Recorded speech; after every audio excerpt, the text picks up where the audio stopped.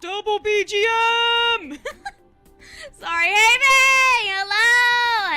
Hello! And welcome to... Let me get this right. Bloodborne Bloodbath Marathon 7 Deadly Sins Day 7 Pride! Woo! We did it! I just woke up Ryder. He looks freaked the hell out. Lil bro's freaked out. I'm so sorry, baby. Welcome, chat! We made it! We did it! We did it. I genuinely didn't think we would have done it, by the way. Whoops, hold on. Whoop. I forgot to turn back on my filters. They're back, though. I can't believe we beat the game and the DLC! Woo! Dude. Flashback to when, at the very first day of the marathon, I was like, yeah, I don't really think we get to the DLC. I think we're gonna have to, like, save scum so I can, like, you know, jump back to the DLC later. Like, you know, like, another time. And, bro, we freaking zoomed through this goddamn game. We probably would have beat it day 5 if we didn't get stuck on Orphan of Kos. If we beat Orphan of Kos the second try, like we almost did, we probably would have beat the game day 5. But honestly, I think it's for the best that it took us as long as it did, and now we get to properly finish. Okay, so I know you're probably a little bit confused. Don't go anywhere. Yes, we beat the video game, but we still have to celebrate beating the video game. I know it might be a little bit weird that we're continuing the marathon, but I figured we came this far, may as well just, like, finish it off. We planned for a 7-day marathon, so god damn it, we're gonna do a 7-day marathon. Today might be a little bit of a shorter stream, just because we beat the game. But I still have some stuff planned for us to do, to hang out and have a good time. So I hope regardless you stick around. But I wanted to start off by saying thank you guys so much for all of the support this marathon. It has made me so very happy to, you know, just do something, plan something, and have it go so smoothly. I'm very happy. I know a lot of you were a little bit nervous. You're like, oh, that's 7 days in a row, 8 hours a day is a little bit, that's a lot. But we pulled through, and we did so with maintaining a good level of energy, I would say. I mean, even this last day, my throat is a little bit dead, I guess. But I'm doing good, chat. I'm doing good. I feel like I can go another 5 days. My legs can't. I feel like that was the worst part, was the 940 squats. Today I'm about 50% better. I'm still struggling going down the stairs and standing up. Those are the worst. But other than that, like, for the most part, I'm healed from the 1,000 squat challenge. But yes, is the audio good, by the way? It's so loud in my ear. Oh my goodness. But yes, just a huge thank you to absolutely everyone for coming and watching. Regardless if you were able to come to every day or if you weren't able to stay for each day very long, I'm still very grateful for you, for all the support, for all the views, for, you know, all the financial support as well. It's very much so appreciated. Thank you, guys. Okay, I know it sounds like we're ending, but we're just getting started. Me when I say I have things planned today, but it's just watching lore videos. It's just watching Maxer. But it's fine because we're gonna wrap it up and be like, oh, here's all the lore that went over my head because I'm a little bit stupid. Yeah, originally we were gonna do a speed run for the game, but honestly, I feel like we're done, you know, like, we did it. And don't get me wrong, I love the game. Should I talk about my thoughts on the game now, or should I wait till after the lore video? Probably after the lore video, so I get the full story breakdown, I suppose. But I was thinking about it last night. I was thinking about my FromSoftware Soulsborne ranking, right? If I were to do a tier list ranking, which I think another time we're gonna do a bunch of tier lists of just, like, Souls-like games. So I'm gonna rank all the Souls-likes, and then I'm gonna rank all the bosses and stuff like that. Difficulty, the level enjoyment. I thought that would be a fun stream, but we first have to do Armored Core 6, which is next month, and we're also gonna be doing Demon Souls next month, because I bought PS Plus and we kind of have to beat Demon Souls. But I don't think Demon Souls is gonna be that hard. Has anyone here played Demon Souls? Like, knowing my skill level at Souls-likes, do you think it's gonna take me a long time? I read online it can take anywhere from, like, 15 hours to, like, 40, but I'm guessing it'll probably take me, like, a max of, like, 20 hours, given the fact that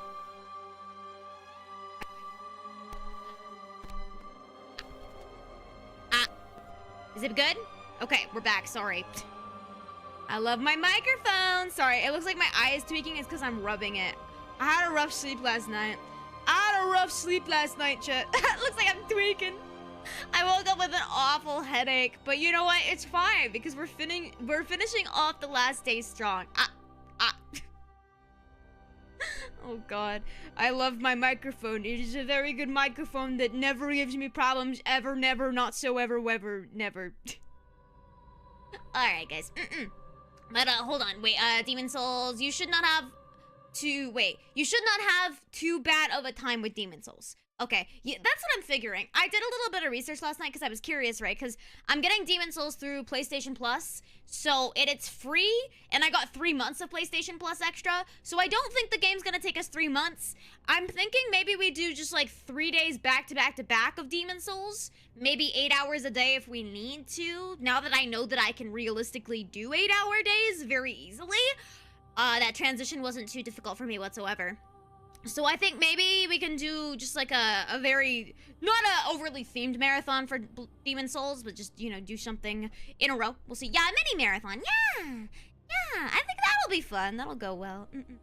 But it's kind of ironic because I was wanting to do a marathon for quite some time.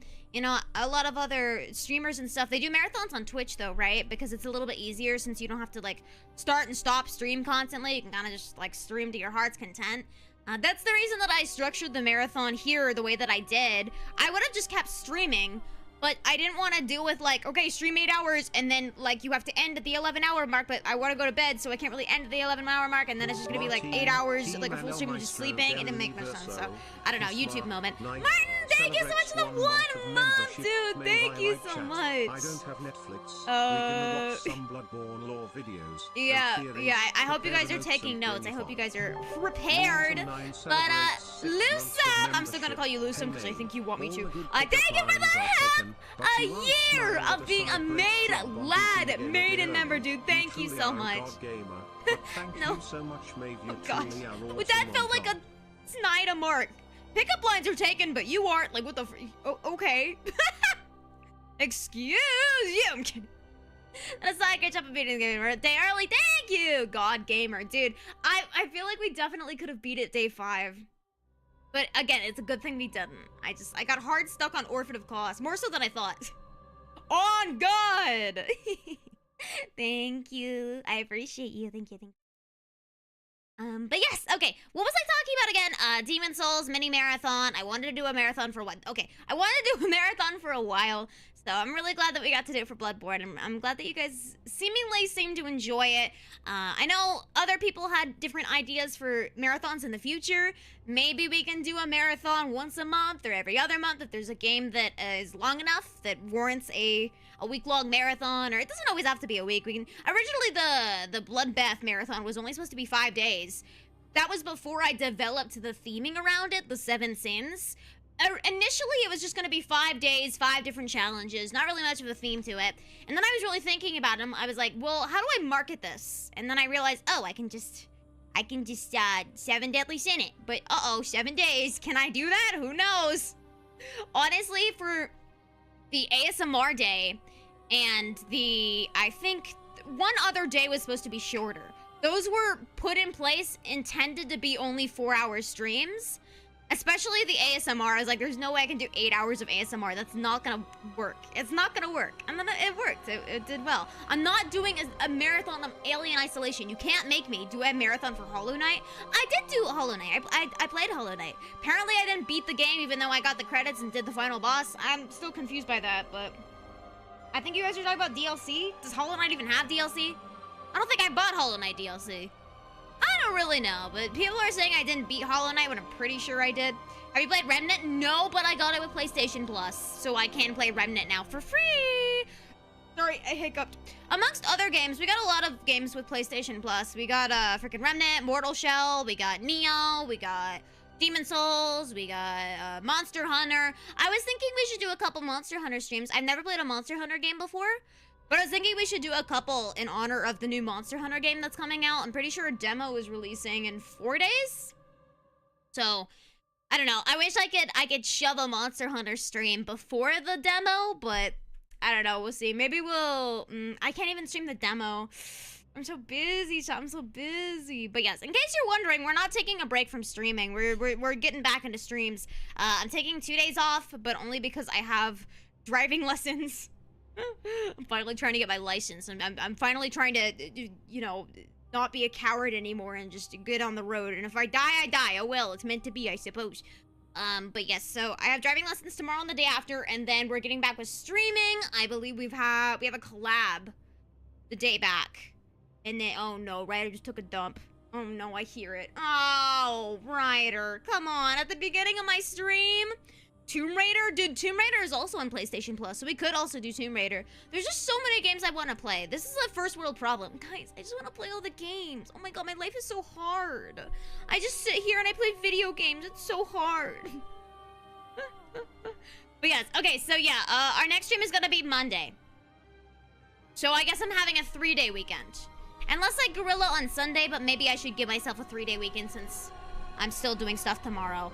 Maybe I should take 1 full day off and actually... Yeah, because I got schoolwork. Yeah, that's a thing I also gotta do. I gotta do some college. Ew. Yeah, I had to put down what classes I want for next semester. Ew. Yucky. I gotta choose next semester classes? Are you kidding? Take a break? You deserve a break? I guess. But the problem is I like streaming. Especially this marathon. This week went by so fast. It's kind of crazy. But I desperately needed the distraction, dude. Oh my god. Yeah, I needed the distraction. So it honestly, I don't know. I think I'm codependent on streaming now. I've become codependent where it's like, well, if I'm not streaming, the voices get much louder. I would much rather the voices be coming from chat and you guys saying skill issue than my brain saying skill issue. Yeah. Now we're... Oh, Ryder. Oh, God, that's a stinker. Oh, my God. Oh, I feel like I need water after that one. Ugh. Let me reach over my unfinished bagel bites. My tummy couldn't handle food today. It's just not a food day. It's not a food type of day. But yeah, Okay. Am I doing more confessions today? No, we're gonna do a separate stream for confessions. Probably not for a while. Maybe on Halloween we can do confessions. We could do a fun little Halloween. I don't really have anything fun planned for Halloween.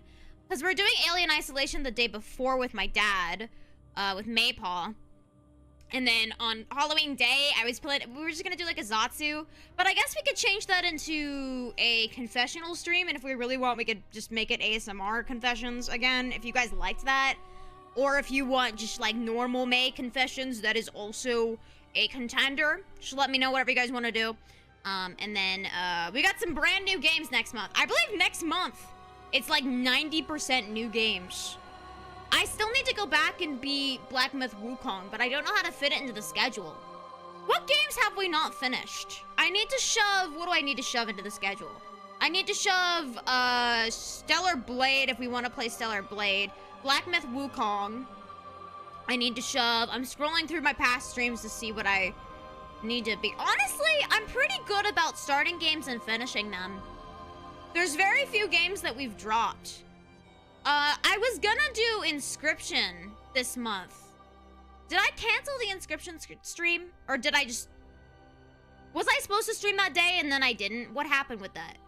I might have... I don't know. This month went by very, very fast. Oh yeah, Code Vein with DK. We keep talking about... Oh my gosh, we have to beat Code Vein. We have to beat Code Vein. We started like a year ago. We have to beat this game. But we're so busy. It's so hard to coordinate. We'll get around to it. It's a good thing that DK and I like each other, or we probably would have dropped Code Vein a while ago. We just like streaming with each other.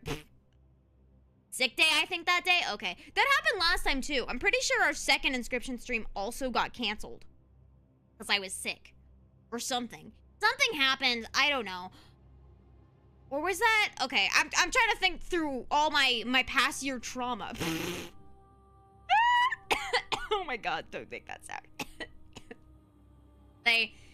Not that sound. Oh, was it PC issues? You know what? Who the hell knows? Maybe I was Monera, maybe it was PC issues, maybe I was sick. Who the hell knows at this point? Nika, thank Thank you for the 5 gifted memberships. Thank you, thank you, thank you. If you received a gifted membership from Nico, please be sure to thank them. Welcome to the Warrior Maiden family. Welcome, welcome, welcome, and thank you, Nico. Appreciate you. Thank you, thank you. Okay, I don't want to yap too much because we are gonna get into the long-awaited Maxor lore video that I know you guys have been begging me to watch ever since day 1.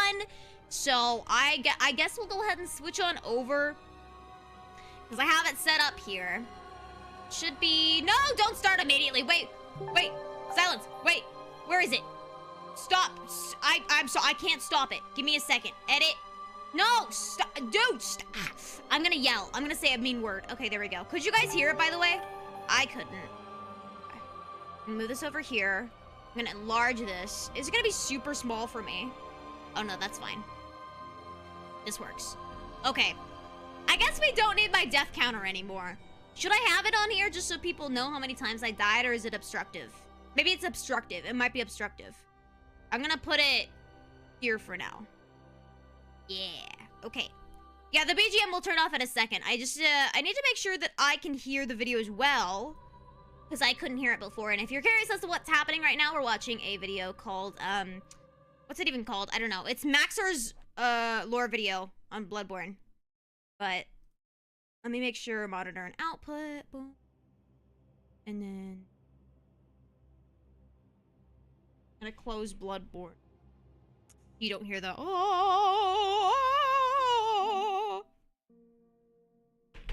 Okay. You guys ready? This video better be good. You guys have been hyping it up for a very long time. I'm sure it will be good though. Where do I put myself? I'll just stand in the corner of the screen. Is this our first watch long?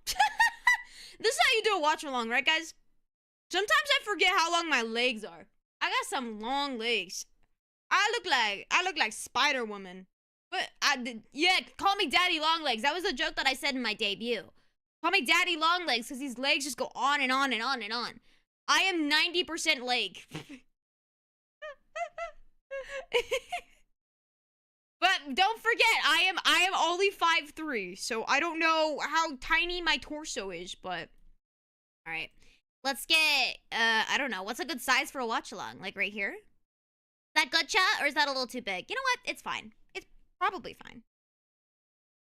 Alright, in just a moment, you're gonna go ahead and give me an audio check. Make sure I sound okay. Why does the watch-along thing keep closing on my end? I would like to watch the video, too. I personally would love to watch the video too if you would let me. Stream elements. Okay. Are we ready? Are we ready? Maybe some dungeons today. I have to unlock it though because we were pushed into New Game Plus. Bloodborne is a Lovecraftian horror RPG That's that loud. no one understands by How is definition, that? where the Okay. player is free to Lore attack video hordes of time! human children at will and consume their innards. If that in-depth and Is it good? engaging anti-baby gameplay appeals Hi, to Phoenix, you, how are keep you? listening because it gets worse. Wait, I'm, like, in this game, overstimulated. you play Hold on. as John Bloodborne, a foreigner incapable of speech without the I'm use of sign overstimulated. language and stricken with Habsburg disease. Oh my God, comes oh my to the God. Is ancient this how I city of sound when you're London watching seeking me? treatment for the sins of his cousins. In doing so, he will begin hallucinating talking dolls, spider people, and the great... Journeying further, John Bloodborne becomes conscripted into the service of a gay Stream elder god. offline? and Wait, what? No, it isn't. Is the stream offline, chat? Audio check? You want it louder? I can make it louder for you. Nah, the stream isn't offline. Why is it like 50% people the stream is crashing and then the other 50% it's fine? I just buffered, had to refresh? What? Why is it doing that today? It's fine. Okay. I'm sorry. The service of a gay elder god?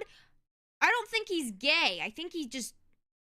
He wanted to frick the 60-year-old doll. man he keeps as a pet and is given the ultimate task of killing an invisible infant in order to cure his anemia. To accomplish said Herculean task, the player must journey through dark forests, terrifying nightmares, How's audio and now? the meth-ridden alleyways of a post-Brexit Britain, slaying monsters, Post-Brexit exploring, and Britain! tricking women into being impregnated by gods so you can consume the child. This game is an excellent realization of a Metroidvania with something new around every corner. A Metroidvania? great action RPG We which playing the pits same you game? against insurmountable odds and extreme challenges, and I'm has a gripping overstimulated. story He's and gotta lore slow about it down. discovering the Eldritch truth. So if you can, play it yourself because I'm not going to hold back on the details. It's no secret that my reviews are entertainment first, so I don't suggest using me as genuine advice. Wait, but I'm using you as genuine advice. However, most people can't play this game, ever, because you have to buy a $400 magical box sold by the wizard Sony in order to experience it. And even then, you get to see it in an amazing 30 frames per second with no anti-aliasing. Port this game to PC, I beg of you. In fact, I can assume that a lot of people watching this video will basically never play the game. But keep watching because I'm hilarious and original. I hear Persona music in the background. I can give you the full, unfiltered, uncensored, unsubstantiated, and unsportsmanlike experience that is Bloodborne. Sorry. We were talking about Persona music yesterday. The gameplay is what makes this game great, and the easiest way to describe it is simple but complicated. On a simple level, your baby brain is responsible for only 2 tasks. Dodging and hitting, and dodging in this game renders you temporarily invincible. Sounds easy, right? Wrong, because every single enemy is adjusted to keep pace with you. Basic enemies are basically able to whoop your ass into fucking non-existence. Every encounter, therefore, also, I was curious, I googled it last night. When you kill someone, it's because you were faster and apparently, had more method. The majority of people think this is the level, easiest Souls-like, and I think they're just normally coping. bullets hurt people, but in London, bullets are It wasn't that hard for like me, the but it Geneva definitely wasn't Convention. easy. Here in England, it's all about the knife bins. Except when you shoot somebody mid-attack, you gain the mystical and arcane ability to plunge your fist through their ribcage like Mortal Kombat and rip out their heart, which is considered rude and a slight annoyance. Like 20% this extends of enemies to you can behind actually them if parry you them. charge an attack, which sometimes causes you to reach up a pig's asshole and rip out the prostate like fruit by the foot. Side note, the most optimal farming route for currency in this game is called Murgo's Pig Fisting Route. See, I changed the webpage. And in this route, you sneak up behind this guy and do him the dirty. Then entice these 2 swinular bastards to be mauled to death by members of Organization 13. Repeat 50 times. On a complicateder level, every single weapon in the game has 2 different modes with 2 different movesets, and transforming between them gives you special attacks. Guys, in Maypaw addition to running isn't attacks, here. plunging attacks, Stop. swinging attacks. On a theoretical physicist level, your character memorizes squiggly lines and fridge art created by gods for passive bonuses that work regardless of weaponry. My favorites are more money, and more money they stack. Finally, on a meta-theoretical chiropractic level, that's every all I weapon care is about. More money, customizable more with money, more different gem money. slots that give differing effects for your attacks. That's why I'm a there are VTuber, different not a types doctor. that can literally change all of the stats of the weapon, like making a fucking spear do more damage based off of intelligence. There's definitely more and a lot of strategy in how you level up your character, but I assume that you know how to level up in a fucking video game. But with all this combat prowess, you may be wondering, Maxor, who are these crusty abominations that you're fighting on screen? Well, to learn that much, we're going to have to delve into the lore.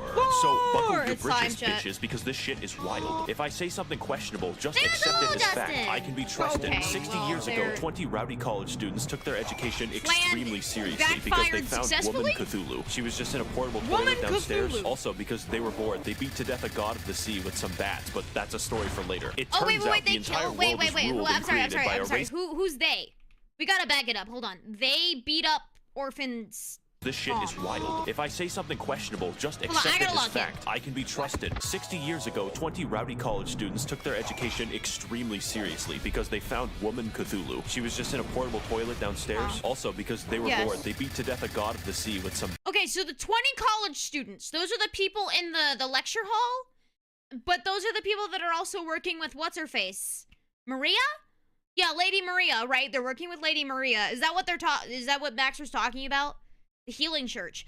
Oh, it's the Healing Church. Okay, so the Healing Church are the 20 college students, right? And that's the head of the Healing Church is Amelia. So Amelia and Orphan's mom aren't like homies, right? Because Amelia isn't a god. She was transformed into a beast. She was just a normal girl, head of the Healing Church.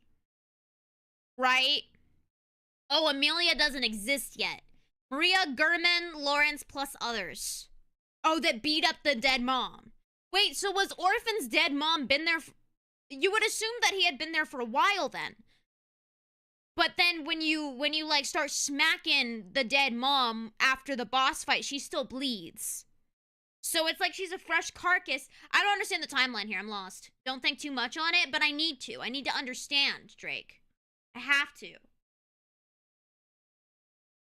That, but that's a story for later. It turns out the entire world is ruled and created by a race of elder gods beyond human comprehension called the Great Ones. Figuring this out, they got Cthulhu's blood and were like, we can make a religion out of this. Because it turns out the blood can heal people, which is really good due to all the knife crime. So everyone starts drinking it a little. Wait, the blood can heal people. Wait, did I know that? Did I know that the blood could heal people?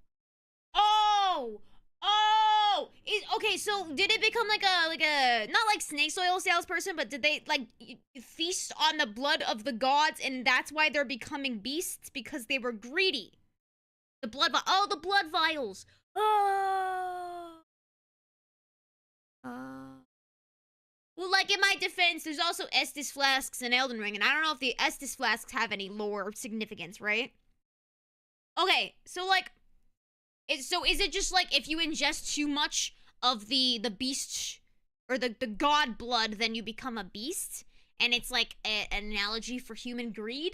Too much, and they get the money to build 36 cathedrals, but it turns out eventually the blood turns you into a werewolf. So the church hires a guy named German to go fight the beasts with an organization known as the Hunters, but there's too many beasts, so he gives up. Now the knife crime is increased even more, and German sort of goes insane and creates a life-size doll of one of his students who is an 8-foot-tall Amazonian. He also canonically has sex with it. The Lady moon Maria was god, one of, for some one reason, of kind of takes students. notice of this and is like, all right, listen, I'm building a suicide squad. I will bring your waifu to Laifu if you serve me for all time as my slave. German reasonably thinks that this is a great deal and is imprisoned in a dream. This is where you come in. See, the moon god assassinates baby gods for fun, but needs a hitman to go into the real world to do it since he's confined to the 9th dimension. So in addition to fighting all manner of giant beasts and uncovering dark secrets, the true aim of this game is to commit infanticide. There's enough bullshit here to fill tax legislation. Okay, so wait, hold on.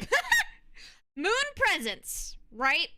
Employs garment. La la la la la la la la la. Let me know when you can hear me. Let me know when you can hear me. Let me know when you can hear me. Can you hear me yet? Hello? Hello, hello, hello? Back? Can you hear me now, chat? Can you hear me, everyone? Sorry. GPU, you know how it is. Literally nothing I can do. I'm gonna give it a second so I make sure everything's working okay. Let me see. You can see me, you can hear me. Okay. Let me fix everything because everything deletes, and that's when my CPU crashes. I mean, that's our second crash of the day, so theoretically we won't have another one. Isn't that so freaking weird that it only happens a max of like 3 times a day, and then it just stops? Why does it do that? I truly don't understand why it does that. I don't know, man. It's fine. I'm going only a little bit crazy. Thank you so very much for the 2. Justin, appreciate you. Can I see where that is? There we go. Thank you for the 2, Justin. GPU fun. Thanks, but I don't think we ever get a new GPU, chat. To be so for real, I don't think we ever get a new one. At least not for a long time. At least not for a very long time, unfortunately. I don't know. I feel like a new microphone might be more important because the microphone keeps cutting out. I mean, I don't even know what's more important at this point. I don't even know if a new GPU would help. Who the hell knows? But Coyote, thank you for the 5 goods memberships. If you received a gift membership from Coyote, please be sure to thank them. Welcome to the War Maiden family. I think we were at 608, right? Maybe? I don't know. I don't know what we're at anymore. Drivers are up to date, I assume. Yeah, everything is up to date. Everything's good. This has happened with 2 separate 4070 Ti's. It is just my unfortunate luck that all of my tech doesn't work and I can't buy new stuff. So, yeah. Oh, it's at 613? Okay. Thank you. I appreciate it. I forgot where we were at with confidence. Thank you guys. Sorry. OBS like resets everything when my PC crashes. But it's okay. Throne Doko can't have a throne. No throne. It's okay. It's fine. I will deal with stuff. Okay. I'm gonna go ahead and turn back on the watch along. I don't remember where I was. But let me enlarge. Let me enlarge and figure it out. Whoop. Whoop. I have some quality right here. We were like around, we were at the lore. Where's the lore? How deep were we into this? Prepare to die. Assuming I'll remember, right?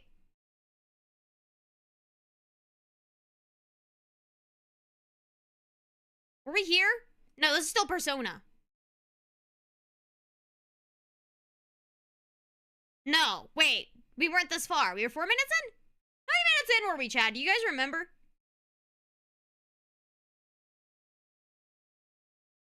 Okay, here we go. We're like right here. Yes, okay. So like I was saying,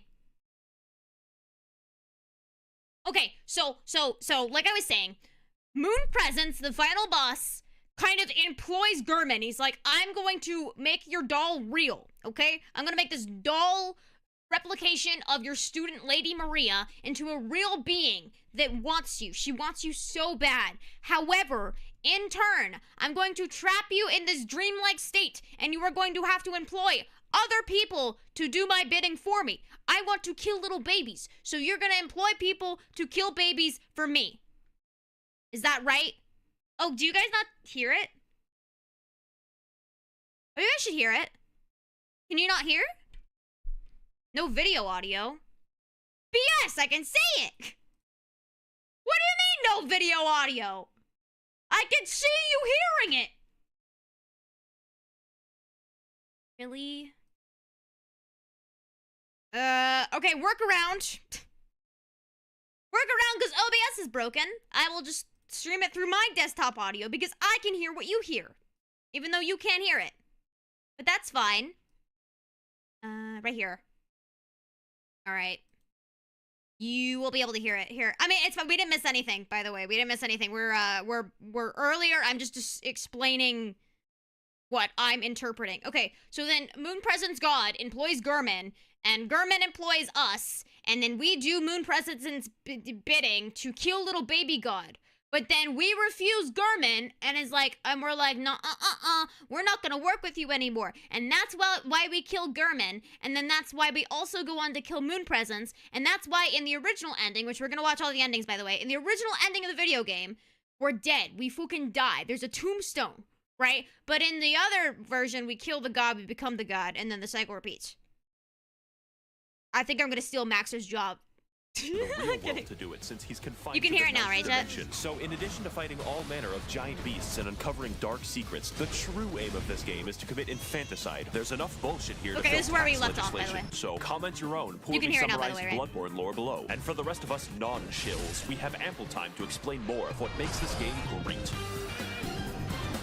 Yes, you have been did chilled. I am talking about bosses before I talk about the levels. Wrong. In most video games, bosses cap off areas, but in Bloodborne, areas are preambles to a dick flattening, and nothing will challenge your skill in quite the same way. Except for the goddamn Witches of Hemwick, who were placed into the game for disability access. You can probably tell that Bloodborne is a hard game. We don't even know if a games journalist can beat it. But it's hard in a fair way that tests your skills and reaction time, except for When they get Lawrence, past but the I'll get back to tutorial, we'll Lawrence never later. know. What sets this game's bosses apart is that the challenge makes it feel like you're a really small dude jabbing a toothpick into a building-sized deer demon. So yeah, I would be impressed if you killed that. But not only that, unlike Dark Souls, every single boss reacts meaningfully to how you attack them. Large beasts can have their bones cracked and their tendons wound into a slinky. Bone boys can be knocked over and have their marrow sicked. And human enemies will wince and recoil when they see your height difference. As well, every boss punishes you for cowardice and actively discourages backpedaling with their forward failed momentum, parry is causing every very fight much to be an so elaborate me. dance with a thrilling back and forth. I feel Unless called you're fighting out. Rom, who is the really hungry caterpillar if he had a legion of arachnid slaves who Rick threw their Rom! heads underground like ostriches. We don't talk about him. And while we're on the We don't subject talk of about him. bad All my bosses,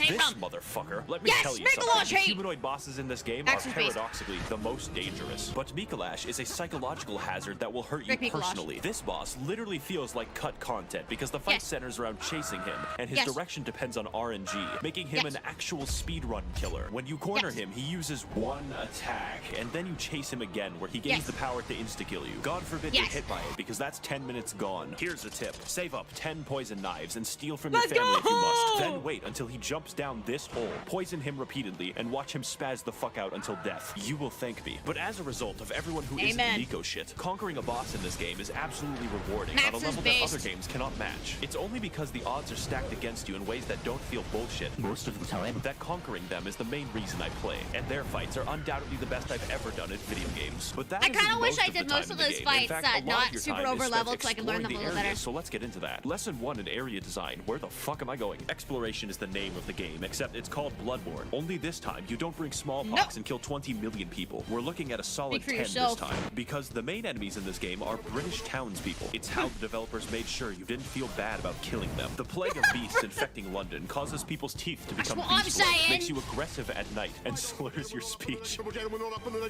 So it's up to you to stop them as a hunter should. If you don't look British are where to go next in coming. this game, good I'm fucking coming luck. faster. People get lost all the A time. honja, Get used it's to a it. This game honja. doesn't do exploration like, oh look, there's loot in this hallway. My dopamine's gonna go crazy. That's baby shit. This is daddy's exploration, where you find a route back to a Daddy's place you were in exploration. 10 hours ago. And I hope you weren't expecting a mini-map or any map. Every single hallway is a rabbit hole of discovery, and your hand isn't held. Case Does in any point, Souls like Cathedral have a Ward is map level, except but feels like a Elden Ring? hub No, area right? because it connects to fucking everything. And where you start the game is in the middle of a loop-de-loop involving torturous experimentation. Just look at the fucking map of this game. Everything overlaps. And yes, there is a level So wait, called okay, hold on. Nightmare There's gods in this game. The god, moon presence. There's mini gods. There's fake man-made gods. There's beasts that are human. They were human, but they transform into beasts because they drank the blood to heal themselves and human greed. Humans. Then there's the human experimentation, the failed human experimentation of the gods. And then there's the impregnated women. The women, they get impregnated by the gods, and then they poop out little mini Cthulhus. Right? Yeah. What is Orphan of Kos in this allude? What is Kos? Right? Because Kos is the name of Orphan's mom. Right? Kos. Because he's the Orphan of Kos. So is Kos a mini god? Is she a what is she? What is she? Maybe he'll explain. Hall, and no, it does not connect to the altar of despair, although you would think that. Fittingly, the lecture hall is the What are smallest these guys? area, Are these and more failed humans? fittingly, 90% of the cum combat guys? is graduates throwing cum at you. The game Yes, also has hey! two completely secret areas that you would not find without the internet. I would tell you how to enter, but I don't want to do calculus. And what you get at the end? Upper Cathedral Ward is legitimately a horror area in a game loved for its combat, because it's filled with enemies who act out my greatest fears. Stealing currency permanently gives me fucking chills every time I talk about it. Castle Canehurst is proof that FromSoftware hates us all, since the best area in the entire game requires you to go to the Field of Corn in Ohio and trek down Waldo. But it's worth it to invade the house of what? that When did I parasitic do that? queen dwelling in her demented When did I castle, trek so down that she Waldo? may feel the wrath of the How did I get to proletariat. Canehurst? I just All we rode a have chariot, to do is didn't I? kill Prince Philip, who guards the way as an eternal For a lich. thing? On top of this, there are A wagon. numerous NPCs and NPC quest lines spread throughout the world, Didn't do all a with single a one. series of interactions with each other depending on location and timing. For instance, you could direct nuns, prostitutes, and Prince Philip to a church run by a lonely black I didn't do any of sludge, that. then perform enough blood transfusions to send the nun into a yandere rage. Or you Huh? could direct them to the nice woman We who played runs different the clinic games. down the street, who only wants to help and assist others. Then take a strange path through the forest and into her clinic to discover Wait, that Kos she's is been a dead god and you kill their baby. Right. So, okay. So Moon Presence isn't the only god. Moon Presence is one of many gods, but Moon Presence's hobby is killing baby gods.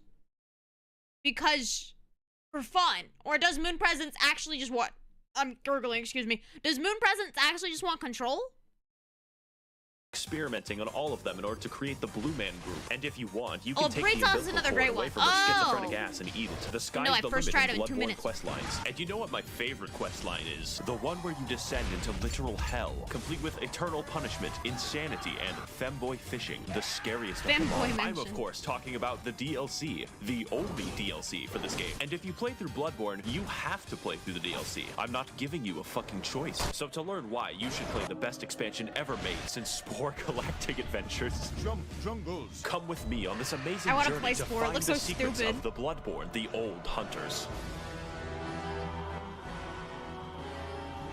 I want you to imagine hell. Now imagine hell written by H.P. Lovecraft. It would be filled with squids, immigrants, and air conditioning. This DLC has none of that except the squids. For you see, those college kids from the lore section of the video were built fucking different. They experimented That's on what an I look entire like, village Chad. and- Wait, hold up. Lore accurate Maeve. Guys, not to break your From the immersion lore or section anything, of but the that's video what I were look built like fucking- IRL. Right there. I look beefy, don't I? Here, hold on. I got you with the... Can you even see my mouse? Hold on. How do I make it so you can see my... You can't see my mouse. Well, it's fine. I was gonna hover over the 26 pack. I got one of those. If you didn't know, I also have a lot of heads. I have the heads of beefy men at my disposal at all times.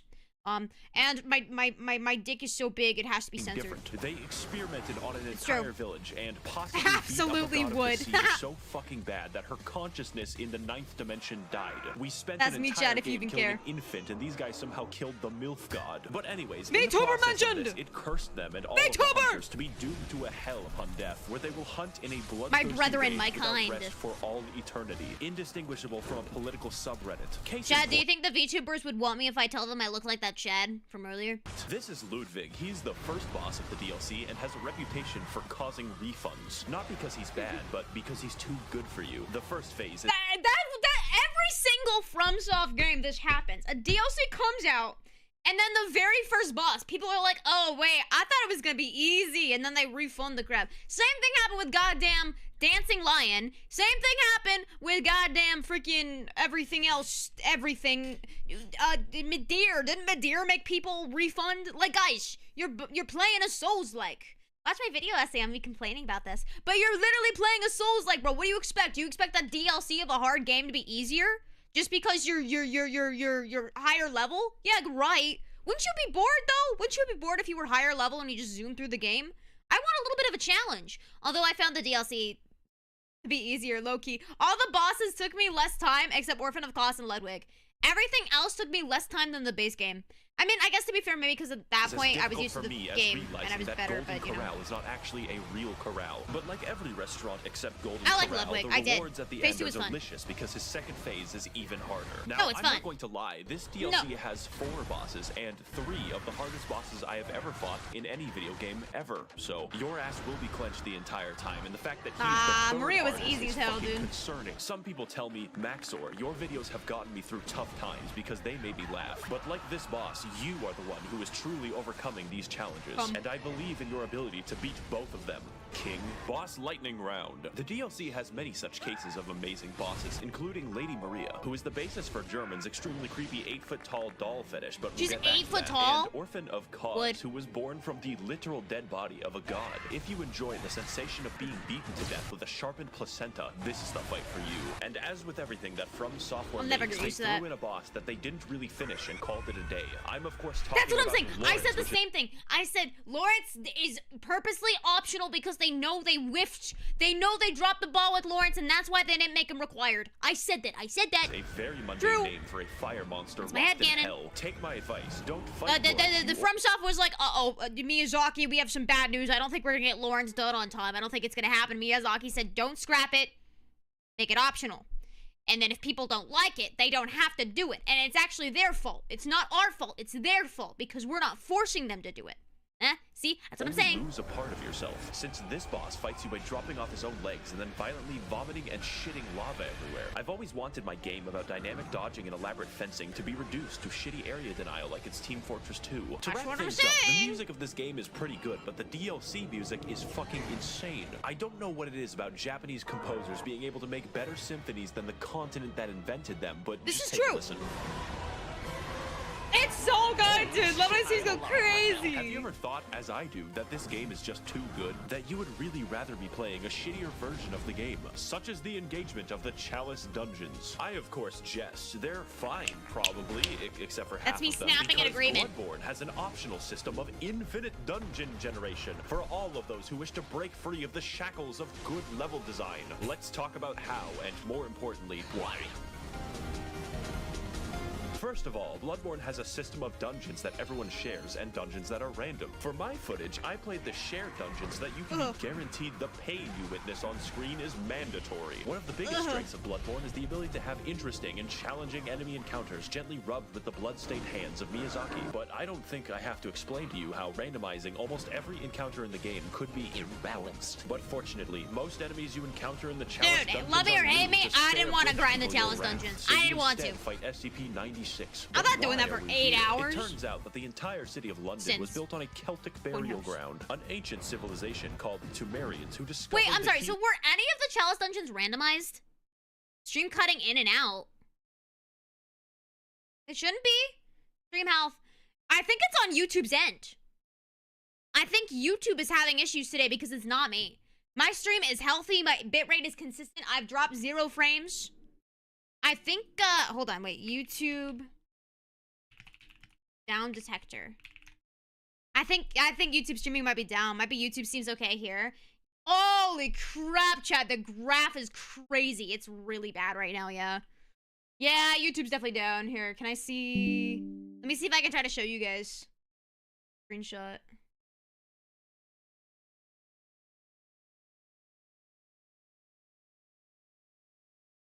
I will not accidentally add the, but of course, Barbie. I will not accidentally add it. Let me see. I'm gonna show you guys. Hi, John, Maeve. thank you for the 10! Would you be interested in doing lore analysis runs for all the Souls games? What do you mean by that? Lore analysis runs?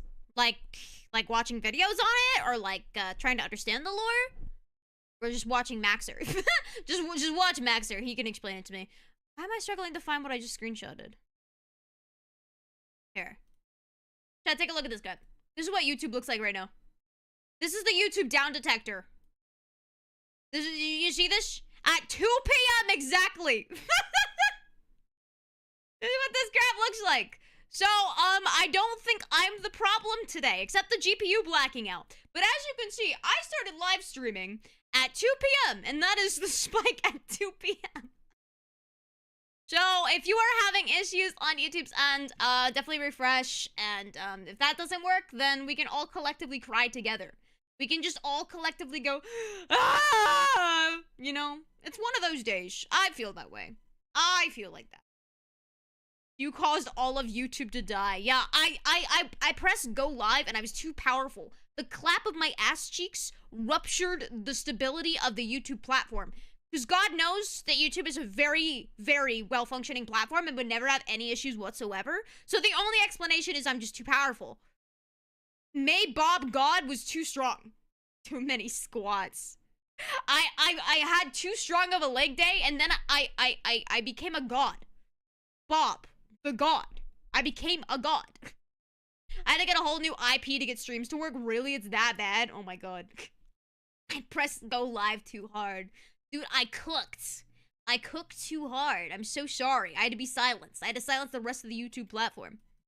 Powers of blood and then mysteriously disappeared. Wow, I wonder what happened. Wow. This is all cool in theory, but the reality is that most of the time you fight the same 4 enemies, and the first 3 dungeons can be replaced by Simon Says. My cat literally wouldn't notice. The Chalice dungeons are so forgotten that the developers use them to put joke enemies into the game. My favorite is the man who aggressively rolls at you, stark naked, wearing only his Nikes. The uniqueness also extends to the bosses, and they're actually pretty cool, like Tumerian Descendant, Watchdog, and the 3 overweight men. Do you remember that basic enemy from like 2 levels? Everybody He is the run. boss now. Rom, he is the boss again. The only thing stopping me from throwing myself... Hell no. They got Rom in the Chalice dungeons, and you guys were trying to tell me to do the Chalice dungeons? Hell no. Bye, Smile. Give yourself happy bye. Thank you. Dude. No. To a wood chipper is the It's a fact shame that you have to Leaflash grind isn't the bad. Chalice And if dungeons you're to going get to have some good replays, bosses, you probably though. want to make sure The that Queen of they're Yharnam actually would have been good. nice to try. In fact, the bosses are so fucking imbalanced that the Watchdog fight is primarily comprised of instant kill attacks. Ew. I beat Sekiro backwards on a keyboard, and this shit is too fucking much. Now, normally that would be all, but the dungeons go deeper. What we have discussed so far is merely the surface, and there is a much darker syndicate lying just below. These I miss places normal you parrying must games, never though. I miss venture, Sekiro. for they are the save edit dungeons. Parrying was fun in this whereby game, but you through didn't do it wizardry, enough. The community are able to conjure up deep, dark chasms and share them with the rest of the world. Of these secrets, there are only 2 that I shall reveal to you, and the Chat, what if I fricked around and I played Sekiro again? Just for fun. first is the For no Cum other Dungeon. reason. Yes, you Cum heard that Dungeon. correctly and clearly. The Cum Dungeon is the name of the most optimal farming route ever conceived by the fucking cricket people who Oh, do it's a this shit, farming whereby route? the Oh, I player didn't know enters that. the chasm of place name and watches as a high-level boss yeets itself off a cliff. Murgo's pig fisting route can give you 10,000 echoes. This gives 83,000. And if you thought that that sorcery was bad, it gets much worse. You can Wait, insert anything from the game shut file. up. Sorry, I didn't mean to. Is the Cum Dungeon, is that one of the player-made dungeons, or is that just a poorly optimized in-game dungeon that they fricked up? You should try the boss rush challenge on Sekiro. I did it, and then I whiffed Lady Butterfly.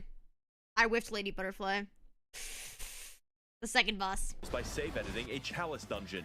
Anything. This It's includes player-made? cut Oh, I and see. unfinished content from the game that the developers forgot to frick? delete. Like this Oh, you guys doggo told me who about attacks you this. with invisible lightning. Overall, the frick? Chalice dungeons are bad. They're not actually very fun to play, and yet I love them. Everyone loves them because they allow us to further explore a long-dead game with the help of a passionate community. Now, before we sign off, That's I fair. know what you're thinking. Maxor, what about the multiplayer? That I would love to talk about with all the footage I have, but it's dead. If this game releases on PC, PC, and it better. Then I will talk about the multiplayer extensively. And finally, this game and this video would not be complete if I didn't talk about this the boss fight. hunter's This is fun. dream. After all the combat, the battles, and the difficulty of this game, it's nice to have a place to recharge, purchase items, upgrade weapons, and watch as it violently burns to the ground. This is where you'll find German slowly wasting away as his soul remains captive for an eternity. Okay, And why his does he doll fake wife- being an old man in a wheelchair? Is he just lazy?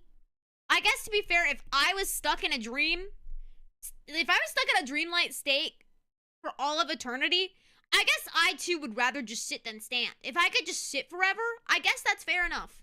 that he sold his existence to be with. She talks to you, levels you up, offers you advice, and German says you're allowed to have sex with her. When I fell down and felt defeated, she was there to pick me up. When I emoted at her randomly, she pretended She's to be so impressed. cute. And she was there, graciously standing in the background of this one shot that I took of myself. Does she have a name or just the is doll? Our waifu now, and the game is perfect and complete because she is in it. Now excuse me as I Amen. engage in the supplementary On lore God. material. Should you get the game, Good yes, God, brother. absolutely, I am biased. Content In warning fact, next time. you should Rule physically enter $34. Sony's headquarters and demand that it be ported to PC. I will be right there with you. Tasers will not stop me. I would like to thank the corrupt hackers and politicians funneling money into this channel directly from the taxpayer. If you would like to contribute your funds accrued through extensive federal government corruption, We you did can head it! to my We watched the Patreon to Baxter learn more. I would also video! like to thank the kind denizens of the Mythbusters Smut Discord who sent me half the memes in this video. And as always, thank you for watching.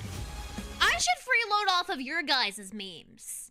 I should just, like, button mash memes into my videos. I should take several notes from this guy. I should make my analysis videos like this. Instead of me trying to be eloquent with the way that I speak, I should just, like, word vomit info dump. All right, we did it. We watched the video, chat. Did you guys like it? Did you guys like it? Okay, if I can give a TLDR for the Bloodborne lore, I kind of already did, right? German, why didn't he name his doll? He should have named the doll, even if it was like Marie. Just be shameless about it. Yeah, there's my freaking doll, Marie. I like to do things with Marie. She looks like my ex-student, Lady Maria. Wait, okay, but Lady Maria, if she is the disciple, she's like the student of German, aren't they on opposite sides? The Healing Church versus the gods? So German is like a traitor, right? Bloodborne, a world without hope. I'll watch it. Let me see. Bloodborne, a world without hope. Check it out. See where we go. What the frick? Okay, this here. Every day across the country in Anyways. Give me a second, chat. Give me a second. My ad block is not here. That's fine. What do comments say? Bloodborne's musical scoring is a sea of tortured souls wailing out the signal of coming to the end. Such a hard line. This one's gonna go crazy, huh? This video is probably gonna be what I wish my analysis videos were like. I love horror. I love stuff Holy that quality. is scary, creepy, gross, shocking, or just bizarre. And this is Basically, by I watched the Rob Zombie Shinigami movie Hope. When I was 13, Or and no, I'm that's why sorry, like this Shinigami now. Eater. But with Shinigami as many Eater. horror movies as I've watched over the years, a lot, very few of them have been able to just lodge themselves into my brain and just live This will there. probably When explain the Tarman tears gaps some dude's shit open, in my I thought pop process off of this. because I love Tarman. Hi, and return Maeve! to Thank you for the Defense budget. 5! Spread democracy from Super Earth to the Galactic Rim. Huh? I don't know anything about Helldivers, so I got nothing on that. But thank you. Dead fucking owns, What does that mean? But it can Ew. hardly be said that I'll spend the next few days of Thank my you, life thinking about how Nico! deeply Thanks. affected by a horror film I Thank was. you.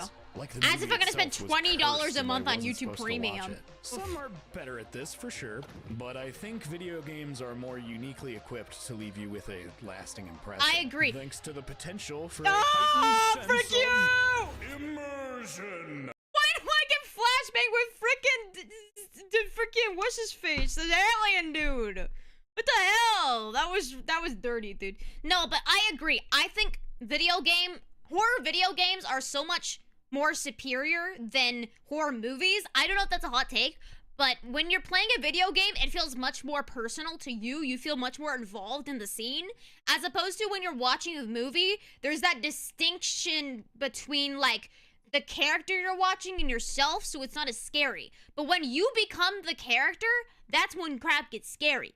Wait, please, I promise this video is about Bloodborne. I'm not talking about what people usually mean when they describe something as immersive. Like when a game goes so far in on emulating the real world that you can source a fucking in-game rock to a real-life rock, or programming the horse's fucking horse balls to shrink in the cold, or having to wait in real fucking time for the fucking travel agency to open. God! I think that games with a lot of creative heft being put behind the realism of their world are valuable and have their place, but to me, in an artistic sense, it's so much more impressive when you feel like you're sinking deep into a world that doesn't work like ours.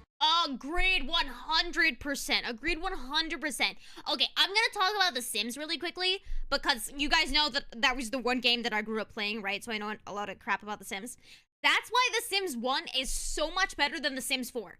The Sims 4 took life simulation to literally, and everything is just like true to life and boring. The Sims 1, like your character would like slip on their own piss and then die, and the Grim Reaper would like teabag on your body. Like, it just didn't take itself seriously. You get prank calls from like llamas, and like it was just so stupid.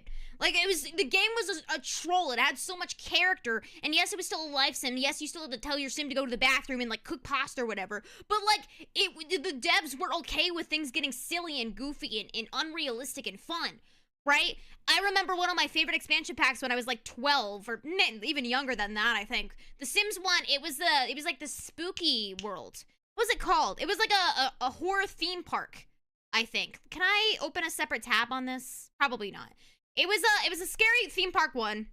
And the sim would get in this roller coaster, and it would just do like flips. It would just like separate itself from the track and just do really stupid flips, and it didn't look realistic at all, but it was just so goofy, and I loved it. But The Sims 4 is so boring. You wake up, you eat pancakes, you go to work, but it sends the sim away to work, and you can't even do anything. You just like wait, you idle stand, wait for the sim to come back, and then you make the sim go to sweet sleep. There's no element of fun in it. We need to put fun in video games. Video games don't have to be stale and hyper-realistic. You know what I mean? It's not fun. It's like, if I want to play putting away clothes simulator, you better make it goofy in some sense, you know? That world's reality is people take things way too seriously. Just have fun with it. It has its own unique vibe. Sims died at Sims 4, 100% really agreed. Immersive. It's a cash grab at this point. I'm breathing the air of that world. And it's the element of fun things like building the house. Yeah, that's very fair. Smell it through if you're gonna like build houses and stuff, that's fine. What if that place you were being taken to was but it's like, I think if you're playing a video game, you have to have fun with it. Like the most horrible place you can even imagine. Oh, frick you. Really? Little nightmares too? Core. Like a nightmare you can't wake up from. Like a little nightmare? Bloodborne. I make it no secret that it's my favorite video game of all time. I have it on my clothes, I have it on my streams, I own the card game, still haven't played it, nobody ever Oh my god, Chad, this is the game! This is the game that I went to a retro game store and they had this. They had this and they had a board game, and I was like, ooh, I kind of want to buy it. It was like $90 and I really wanted it, and I was like, what if I buy it? That would be sick. I did not get it, no. I could go back to the retro game store and just get it. I need to get it now. Isn't it cool?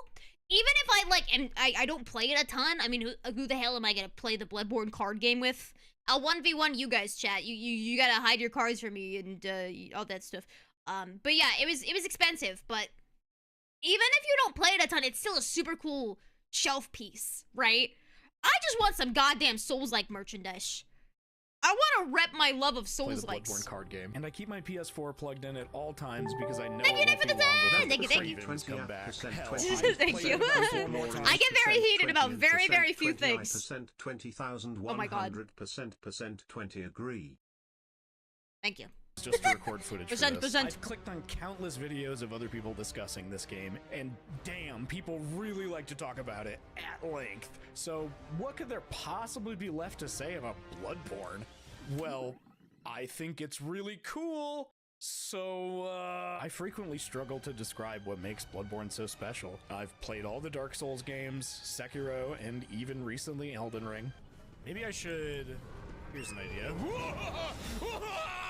But I always come back to Bloodborne and how it makes me feel, which of course means nothing. Everyone's favorite game makes them feel strong emotions, but Bloodborne for me excels beyond any other piece of media at emulating one type of mood. Spoiler warning for the whole game. It's a big election, but it's not complicated. Shut up! Why was Trump mewing there? Not to get political, but why was he mewing on him? Dude! Get the hell out of here!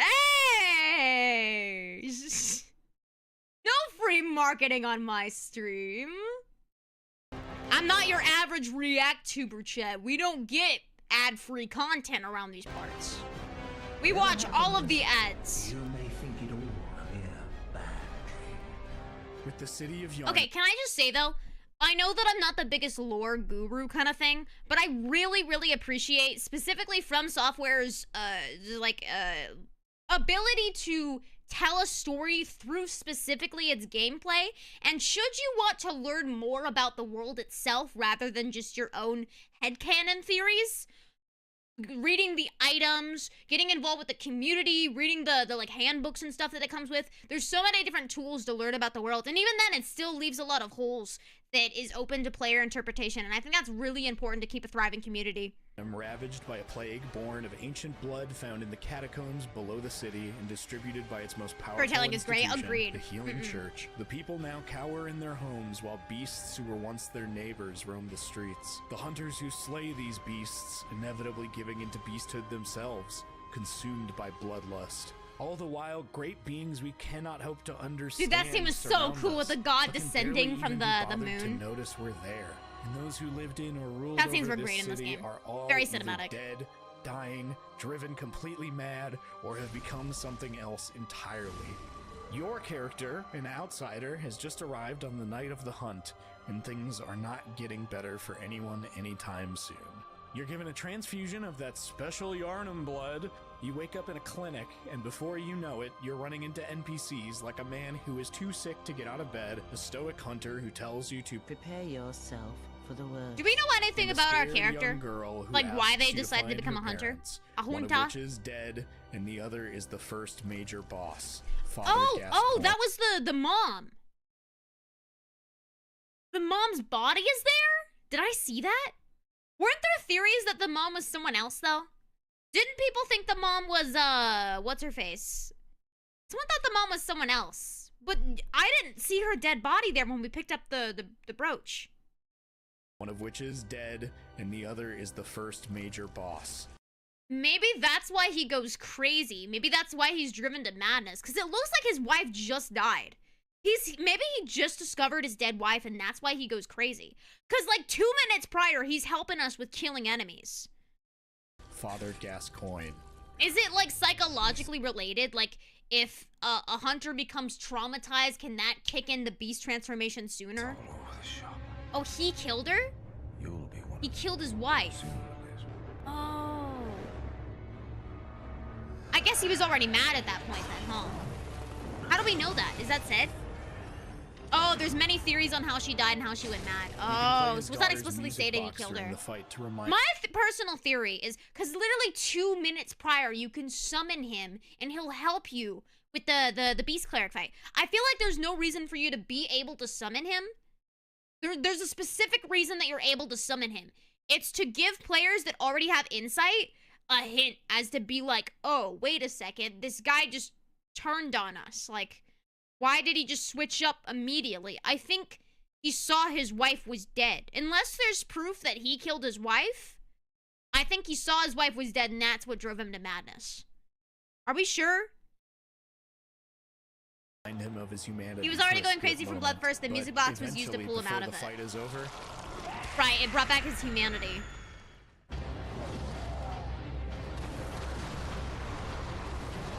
oh man, this this got really intense all of a sudden. In 2015, when this game was released, I put on some random guy's Twitch stream, and this bit with Gascoigne's transformation was the first thing I had ever seen. It was fucking amazing. He doesn't transform until a large chunk of his health is already gone, so this phase of the fight doesn't last too long either way, but it's hard not to feel a genuine sense of shock at what just happened. Plus, it just really tapped into that. I didn't get that really I didn't get the sense of shock because I think I already knew he was going to transform. The way that your blood-splattered clothes shine in the moonlight is gorgeous, and you will spend much of the game absolutely covered in the stuff. I mean, look at all that blood! Where does it even come from? Pretty. Okay. Deep breaths. Thank you for the Lore one wise, pirate! The only thing I'm certain of about your character is that the Castle Canehurst summon was personally addressed to you, and it was in the clinic was because that's where the player starts, and you probably left it in your J. Wait, the Castle Canehurst summon was personally addressed to you? What did oh, the letter to go to Canehurst was addressed to you. And it was in the clinic, because that's where the player starts. So we were related to Canehurst somehow. And are our memories wiped when we become a hunter? A junta? Are our memories wiped? Or do we just not get to know as the behind the screen? Did we already watch Max, or we did? Shortly after this fight, once you've entered the Cathedral Ward area of Yharnam, you will encounter the undisputed, universally agreed upon, best NPC in the whole game. I didn't meet this fool. Tell ya. But if you spot Whoops. anyone with their wits about them, tell them about this here Erden chapel. Kinda sounds like Patches a little You'll be bit. safe here. The incense wards off the beasts. The summons are said to be old.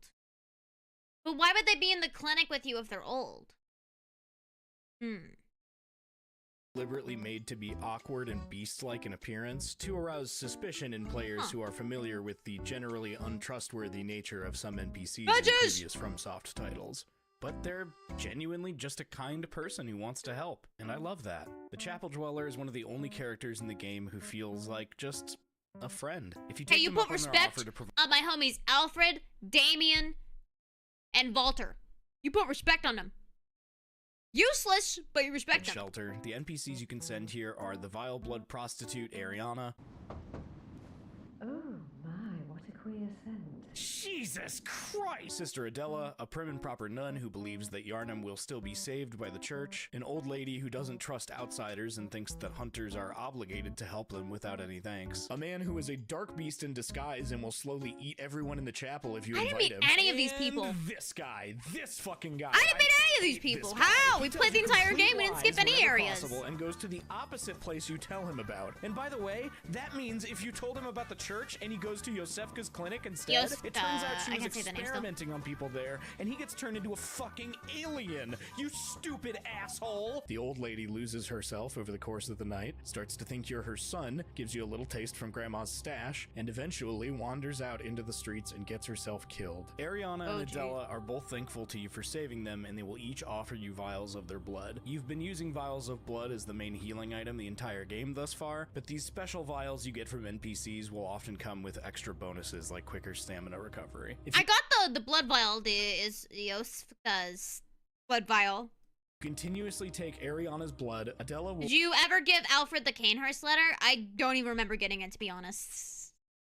What happens if I do? Maybe he'll say. By actually murdering Ariana and— Whoa, who kills Ariana?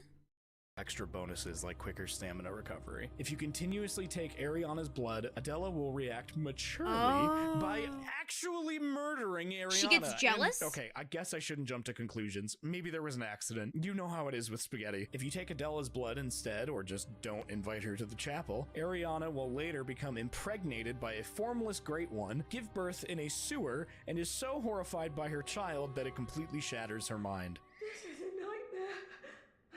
Oh my god, the little like piggy guys, the little piggy guys on the thing she birthed in the lecture hall area or whatever, the upper cathedral ward. Those are gods?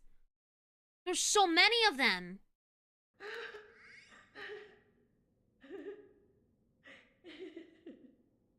Dad, what would you do? Voting in Nevada was designed to be Stop so with difficult. all the election stuff. I have an ad block, but I don't want to use my browser because it like You know, I'm using the plugin through Stream Elements. Through OBS. Stop it! Leave me alone. There we go. Okay. Oh, come on! I'm gonna scream and shout and let it all out. You know how it is with spaghetti. If you take Adela's blood instead, or just don't invite her to the chapel, Ariana will later become impregnated by a formless Great One, give birth in a sewer, and is so horrified by her child that it completely shatters her mind. Yeah, that's pretty scary. Chat, what would you do if you gave birth to that empreg? Would you just leave it? Like, what do you do? The Chapel Dweller expresses remorse after each one of these events, as they are helpless to provide anything but a place away from immediate physical harm. It isn't enough in a place Sell it like for this. $12. The night churns on. Okay, but like it's like in Lethal Company. If you have a little baby bug guy on you and you take care of it, then it grows up and it defends you. Wouldn't you want a god defending you? Different to their kindness. It's my fault. I can fix him. Oh my. Don't you say that?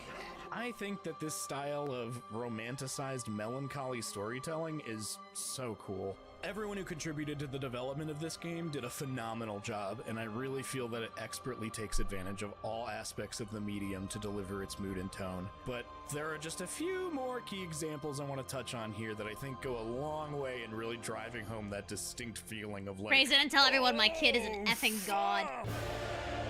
You're like the Virgin Mary. Guys, I was the chosen one. And trust me, I get no beaches. Alia! Tipo the super. You totally had me pegged with Eyes of P. I'm in Malum District and absolutely loving the game. Hell yeah, dude. I'm so happy. Isn't it so good? It's so good, dude. Enjoy it, enjoy it. And really, really appreciate the soundtrack. The soundtrack is so good for that game. I hope you like it.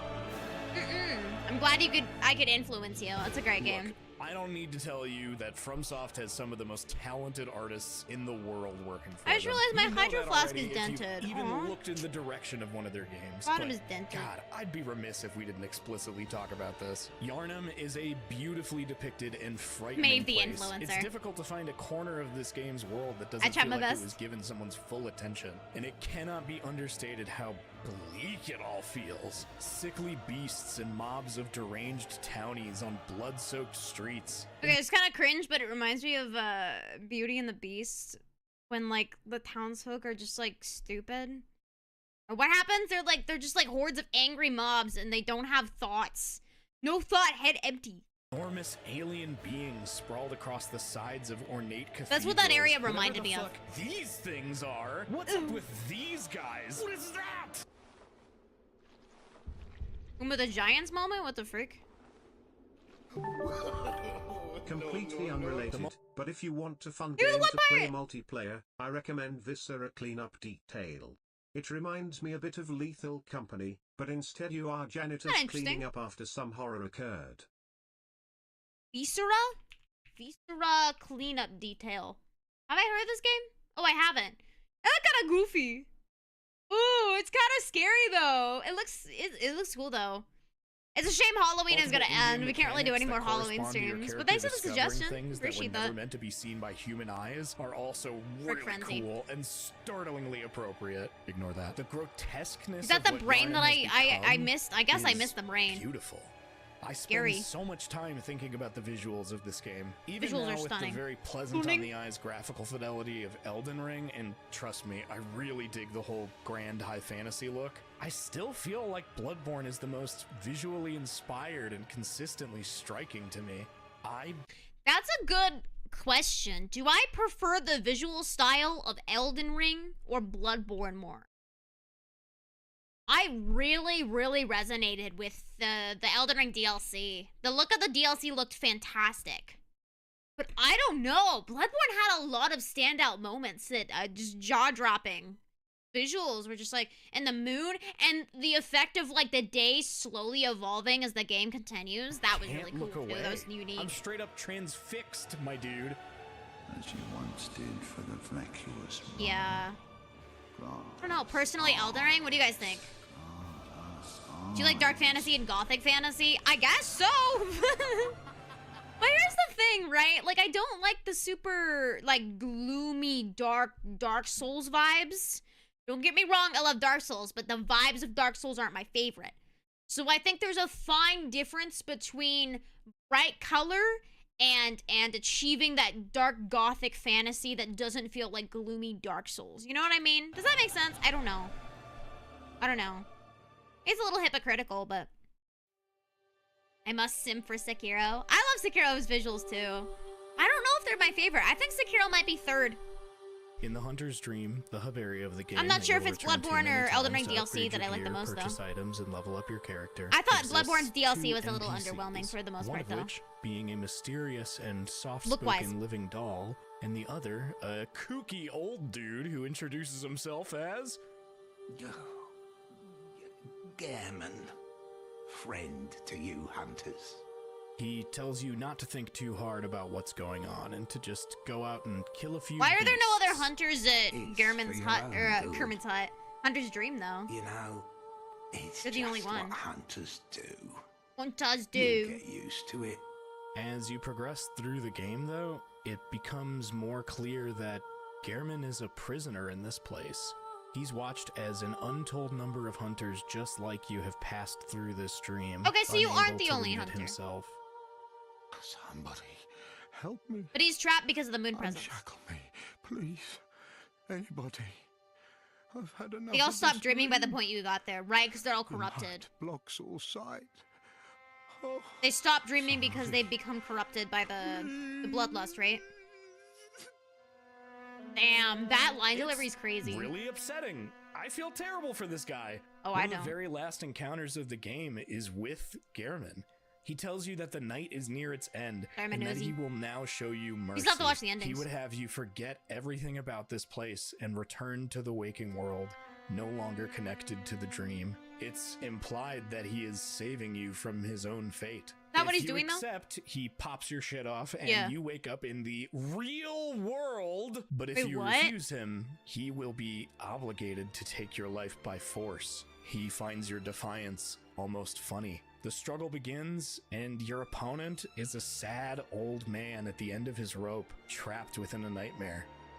What would a boss fight like that sound like?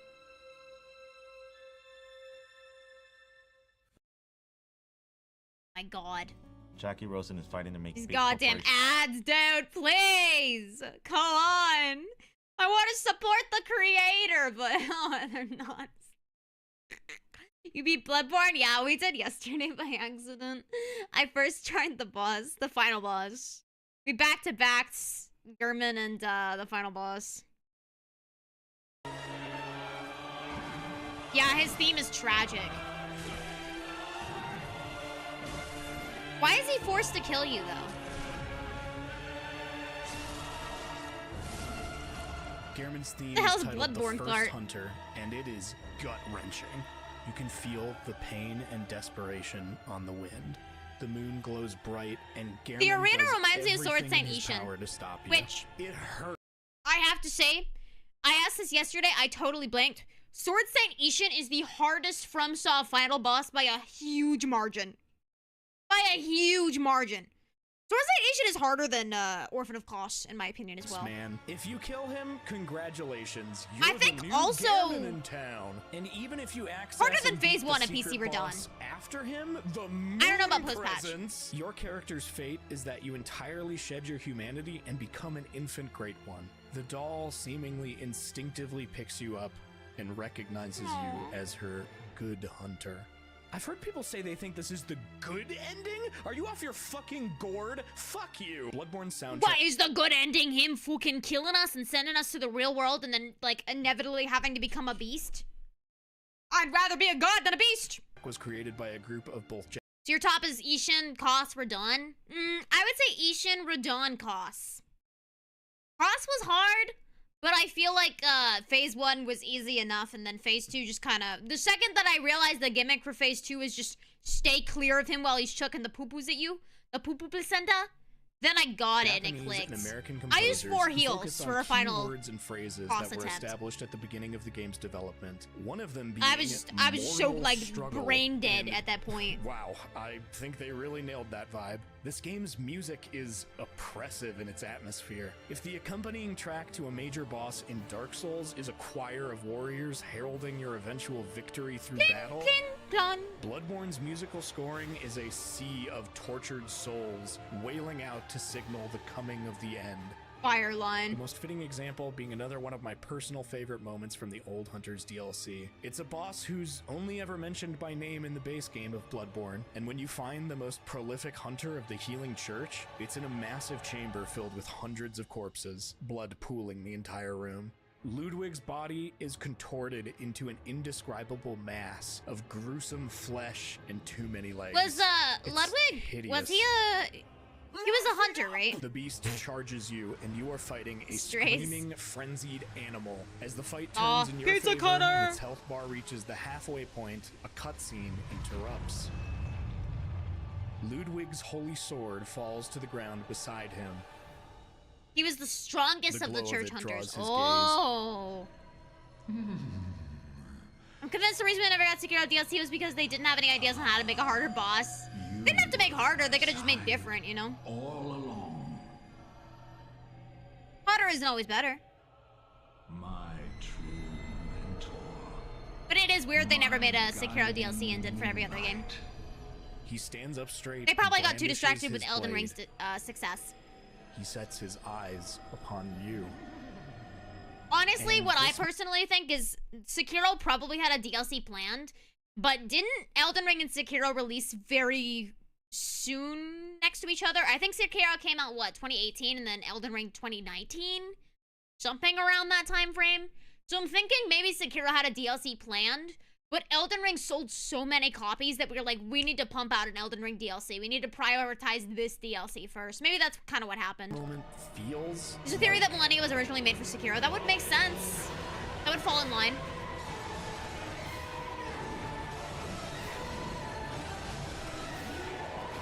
Sekiro was 2019, Elden Ring is 2022. Elden Ring is 2022? Well, see, they are fairly close to one another. I think it's 3 years, huh? What was the game that came out before Sekiro? Was it Dark Souls 3? You are no longer hunting a beast. You are dueling a seasoned killer. His swings are trained and focused. Even distorted I love this as he phase of is, Ludwig. Ludwig recalls his vows as a Ludwig. hunter of the church. To him, you are the beast here, and it's his sworn duty to cleanse you from the world. It's Camera's so much better during this phase as well. Cool. Dark Souls was 2016. So 2016, 2017, 2018, 2019. I guess, wow, 2016 to 2019 was only 3 years? Damn, that's crazy. So I guess about every 3 years they have a new mainline game. But they've got the Sekiro DLC and the eventual sequel, Jail. We think we get a Sekiro 2. I don't think we do. I think that story's pretty wrapped up. I don't think we get a Sekiro 2. Honestly, I really, truly don't think we get any new FromSoft sequels. I don't think we do. I don't think we get sequels. Maybe Armored Core, because that game's pretty... Like, there's 6 of them, so I could see an Armored Core 7 or 8 or whatever. But I personally think FromSoftware likes making new IPs. I think they like telling new stories. And if they want to redo a game or whatever, they make it into a DLC. But I don't think Once we get the new victor is DLC for any of the decided, pre-existing severed games head either. Of this broken hero lies on the If ground, we're not gonna still get clinging to another life. Elden Ring You can DLC, speak I with don't him, think but we it's get clear that he's beyond any Sekiro help. DLC. I don't If you're think we wearing do. church attire, Because they know he they'd make mistakes you for one of millions his from own. Elden Ring DLC. You've seen the light. Again. Are my But they're not doing church it. hunters, They're on to the their next game. They're already making it. Spartans. There's already a I plan. hoped they would be. 100% easily. I feel terrible, and I always lie to him. There's 16 Armored I Core let him games? Yeah, die they're not with stopping his on Armored honor Core. intact every time. Ah, good. That is a relief. To know I did not suffer such denigration for nothing. Thank you kindly. Yeah, that part was Now sad. I may sleep in peace. Even in this darkest of nights, I see the moonlight Bring back Kingsfield.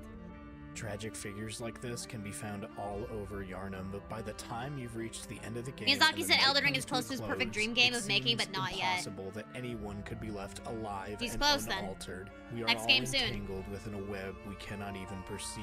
This place is not just horrible, it is horror, stitched into the very fabric of reality. There is no good ending to any of it. This isn't an Age of Fire or Dark situation. Completely alone on this night of the hunt, the status quo of Bloodborne's world will not change, and you will either be spit out and left to die by it, or set to become a cog in its machine. I'd rather become the cog than a beast. Their fiends, their children too. And their children forever true.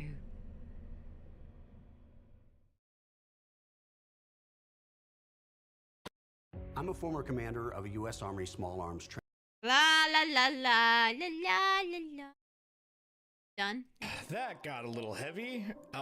Look, this game means a lot to me. A couple years after it came out, I was in a really dark place in my life, and I beat it for the first time. Things were really bad, and I was hardly speaking to anyone or hardly eating, but this game was the one thing keeping me going. I was getting out of bed to play more of it during a time when I sorely needed a reason. Now that I'm saying this all out loud, I guess it's kind of strange that a game I just spent a couple thousand words describing as extremely sad and potentially upsetting helped me get through an already bleak period of my life. But as pessimistic as I might be describing the outlook of this game, I feel seen by it.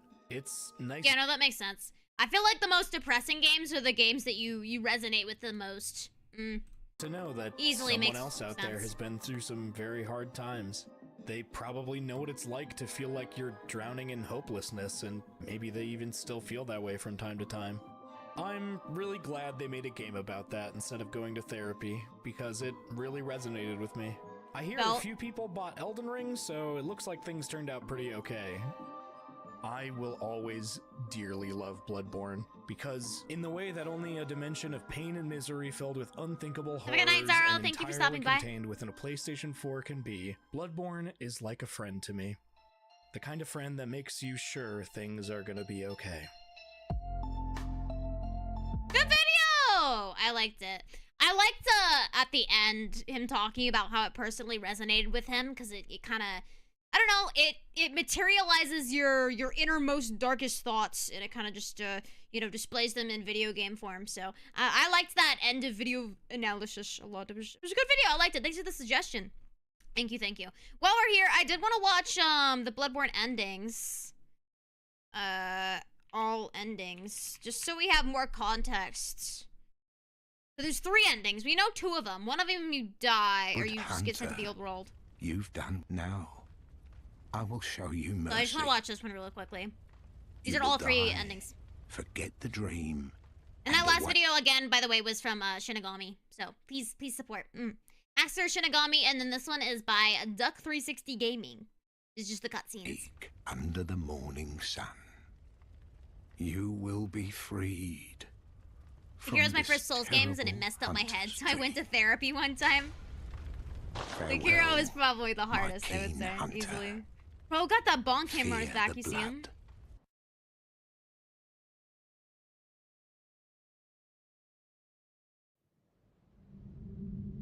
Maybe if you donate the umbilical cords and you refuse, there's a different end.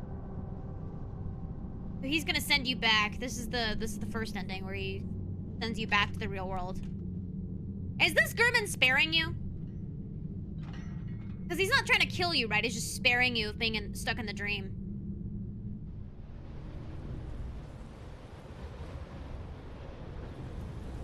That shot is crazy.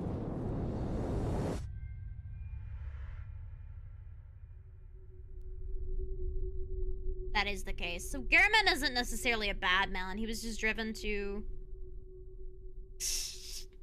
I mean, I don't know, just making his doll real. He was a lonely man. Not bad, just lonely. Made a deal with the devil.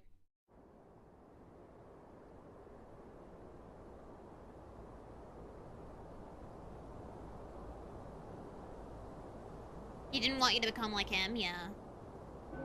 Not good, but he's doing his best.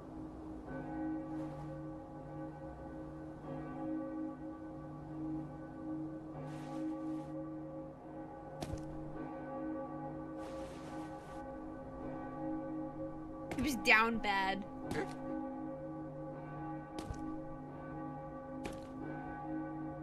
He was just lonely. And it's daytime. The moon's going down. I think that's the first ending, right? So does that just imply that you become a beast and you know, become what you hated? I guess in every ending you became what you hated. Is this still the first ending? Yeah, your tombstone's there. The doll grieves you, I guess. Waifu. Farewell, good hunter. May you find your worth in the waking world. Dad. That's so sad. What the heck? You're sick of being Dear, NTR'd by the dear. junta. What was it? Hey, he said do whatever you want with the doll. The blood? You know Or I the did. horrible dream? I Fortnite emoted in front of her and she clapped. Oh, it doesn't matter.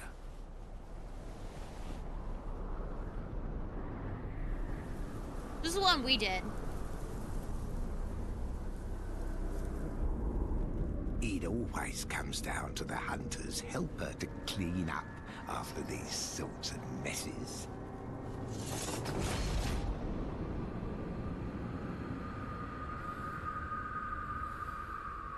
Tonight, Oh, this is different? Gammon joins the hunt.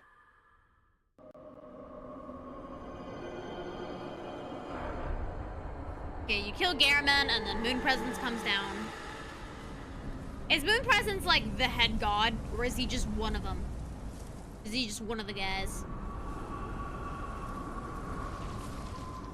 This part is haunting. You're drawn into him. You're like walking towards it in a zombie-like state. It's so weird. Then you get sucked.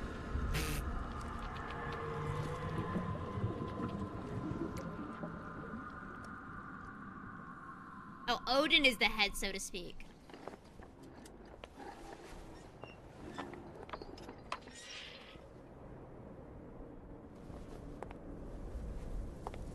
I guess we only become a god if we eat the umbilical cords, right?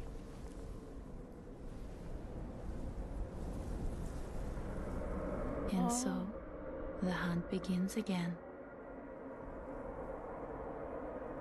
Oh. So yeah, you become essentially Gurman. You become Gurman. And then you try to find a hunter to replace you, I guess. You either die. Damn, there is no happy ending. You babies become a god, yeah, basically.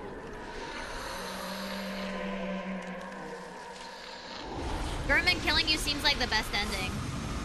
No, see, I disagree. Because you're being sent back to a world that's still corrupted. You know you're going to become like what you've been killing. Like all the juntas that have been corrupted and they become beasts. Like you saw how tragic Ludwig's story ended, where he was just like, oh, I'm so grateful that I didn't become what I hated. That's you. That's gonna become you. You're gonna become a beast. At least when you eat the umbilical cords, you become a god. Like, it still sucks, but I think your mind is less tormented. You're not stuck in that jail, right? What do you guys think? What do you think is the least worst ending? I don't know, it gave hopeful vibes. You wake up greeted by the sunrise.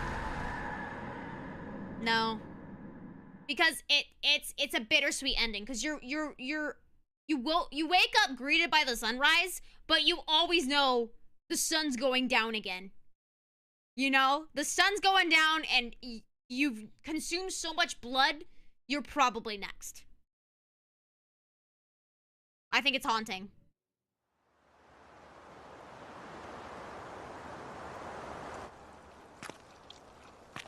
I think it's bittersweet too, not hopeful. Yeah. Are you for sure. cold? This one is just goosebumpy, where it's like, oh shoot.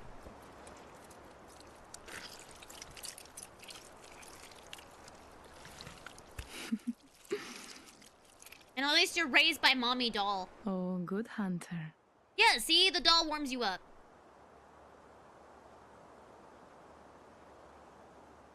okay, here's the thing though. If the doll raises you, maybe she can bestow some element of humanity to you. Right?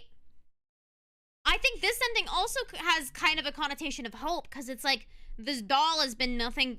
I mean, she's like innocent, right?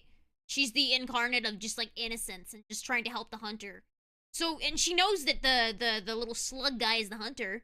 So maybe she raises it with humanity and kindness, and maybe the next god is maybe you as a god can bring change or something. I don't know.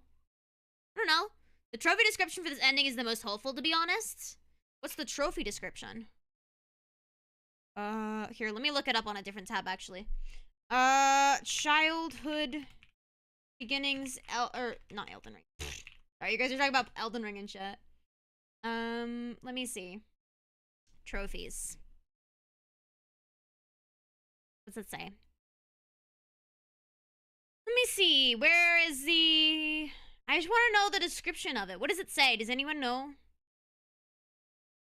How do I get the secret ending? I don't know where to read it. I'd be very upset if I turned into an eldritch squid monster. But I don't think you're even sentient at that point. Are you sentient? But also, I mean, okay, look, the hunter didn't look really upset. When he was being pulled and drawn to the moon presence. He was being beckoned. At that point, I think the hunter lost his mind. He was entranced by the god. He kind of loses his mind, and at that point, he's already gone. Yeah. The trophy implies that the ending implies the ascension of humanity. See, that's what I'm saying. That's what I'm saying. The doll is going to raise you, and she's going to I said humanity, too. I said that the doll is going to raise you, and she's going to raise you with kindness and humanity, and it's going to bring a new world of change. See, my brain is so big. It's massive, chat. It's huge. Can I find the trophy? I could probably just find it on my PS5, couldn't I? Description. I don't want to ascend to being a squid. I like having hands. What the hell else you gonna do in this world? You either become the beast or fight the beast. You don't really... What, you play on your Game Boy? It's like... iPhone games? What are you gonna do? I can't find the description. Tentacles are superior to hands? Yeah. You'd pull a whole lot of anime girls. You pull a whole lot of VTubers on the internet. You say you can read the trophy. I don't know what the trophy description is, like you guys were saying. Well, I can't find it. Oh well. Oh well. I mean, that's that. Do we have any other videos we wanted to watch, chat? Or are we basically good? We have any other lore related videos we wanted to see? I think we basically got everything. Oh, Vati. I recognize the name Vati. Okay, so what can't do we rock with Vati Vidya? Honestly, B, for lore? I can't afford that anymore. I've heard this guy's name before, and people were saying that I should watch this one, right? Your character arrived in Yharnam from a far Watch Vati. Vati does it best. Here we go. There you go. For some unnamed illness. All right, we'll watch this as a last lore video. And become a hunter of the dream, tasked with ending the spreading scourge. Oh, Velos gave me a description. Okay, description is you became an infant, great one, lifting humanity into its next childhood. See, I think that's the good ending. It's bittersweet and it's twisted, but I think the one where you consume the umbilical cords, you become the god, I think that is the true good ending, and it brings hope for humanity. I think like that's what that one implies. Consciousness is now bound to the that's the beauty of soulslike, though. It's open to interpretation, right? Project yourself into the waking world of Yharnam. Thank you, Velos. At the end of the game, Coyote! Thank you for the 10 gifted memberships. If you received a gifted membership from Coyote, please be sure to thank them. Welcome to the Warrior Maiden family. Welcome, welcome, welcome. Thank you, thank you, thank you. Thank you, thank you. Whoop. Appreciate you. Gosh. Everything is closing. Whenever I click out of the way that I'm viewing the watch along, what we're watching, it closes for me. Nico! Thank you for the gifted membership as well. Thank you, Nico. Appreciate you. We are 1 away currently from our confessions. Thank you so much. Oh, I guess I forgot that we were doing confessions low-key. I mean, if we hit the thing, of course, but I guess I should open confessions on a new tab in case we do. Nico lol with the edging. You guys are fantastic at edging. Okay. That's the sentence. All right. Let me open back up my watch along. If I can. There we go. Nameless moon presence descends.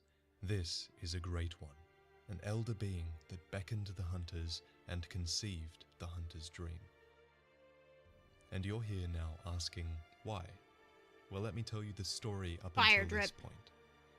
That's all what I began approached the in fight in tombs for the first below time. Yharnam. Once, what we now call Chalice dungeons contained an entire civilization. Oh, there's It lore behind the consisted Chalice of dungeons. The Temerians and the Great Hi, Ones. Maeve, if you are lurking. Thank you for the one, Temerians were a Nico! humanoid race, but the Great Ones were far from it. Each Great One is bizarre, unique, and trying to pin down their Frick, my motivations stream element's as closed. a species or individually Dang it. is fairly futile.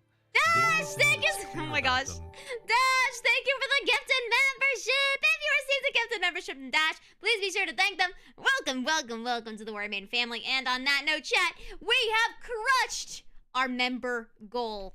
That is our top member goal of all time. And I also owe you guys some confessions, I suppose. I guess. But thank you so much, dude. Wait, hold on. I'm trying to open Stream Elements because it crashed. And now it's indefinitely loading. That's fun. It's a fun time. I guess while that loads, let's read some confessions, okay? Thank you guys for the support. Thank you. Let me see. Let's just go down the list, okay? We're gonna go down the list. We have 10 confessions to go through. And God, okay. Let's start off with back when I was in school, I had a nice friend I would see regularly, and she was house sitting one weekend when I came over and we had a party. Anyways, after a long night of drinking, I woke up in the middle of the night blitzed. Couldn't find my way out of the room or the door. The door. Stood in the corner and pissed on the carpet floor. Wait, didn't I read this? I read this one. Yeah, you blamed it on the dog. I read that one. We read that one on stream. You blamed the piss in the corner of the girl's room. What the frick? That one's still crazy. I'll read another one. I guess I forgot to delete that one. I'm sorry. But yeah, just as a refresher, the guy pissed on his carpet, on the girl's carpet, and then blamed it on the family dog. Alright. Here we go. Here we go. I'll say something about me. Nobody else knows, I guess so sometimes. I think I'm doing something when I'm not. Like every night, I think I'm using my phone when I'm actually just laying there not doing anything, and I just assumed I'm tired and falling into a dream and then waking up. But it happens when I'm not tired and completely awake too. I've even thought entire days happen when they didn't, so they didn't, so I don't know what this is or when it started. Interesting. Is it like DID? Are you like disassociating kind of thing? And then, interesting. You may be like disassociating and then maladaptive daydreaming. That could be possible. Schizo question mark? I don't think that's not schizophrenia. What schizophrenia is when you're imagining like people or like circumstances of voices and that kind of thing. The voices. But I think this sounds just like a case of very strong maladaptive daydreaming. You know? I think that's what it seems like to me.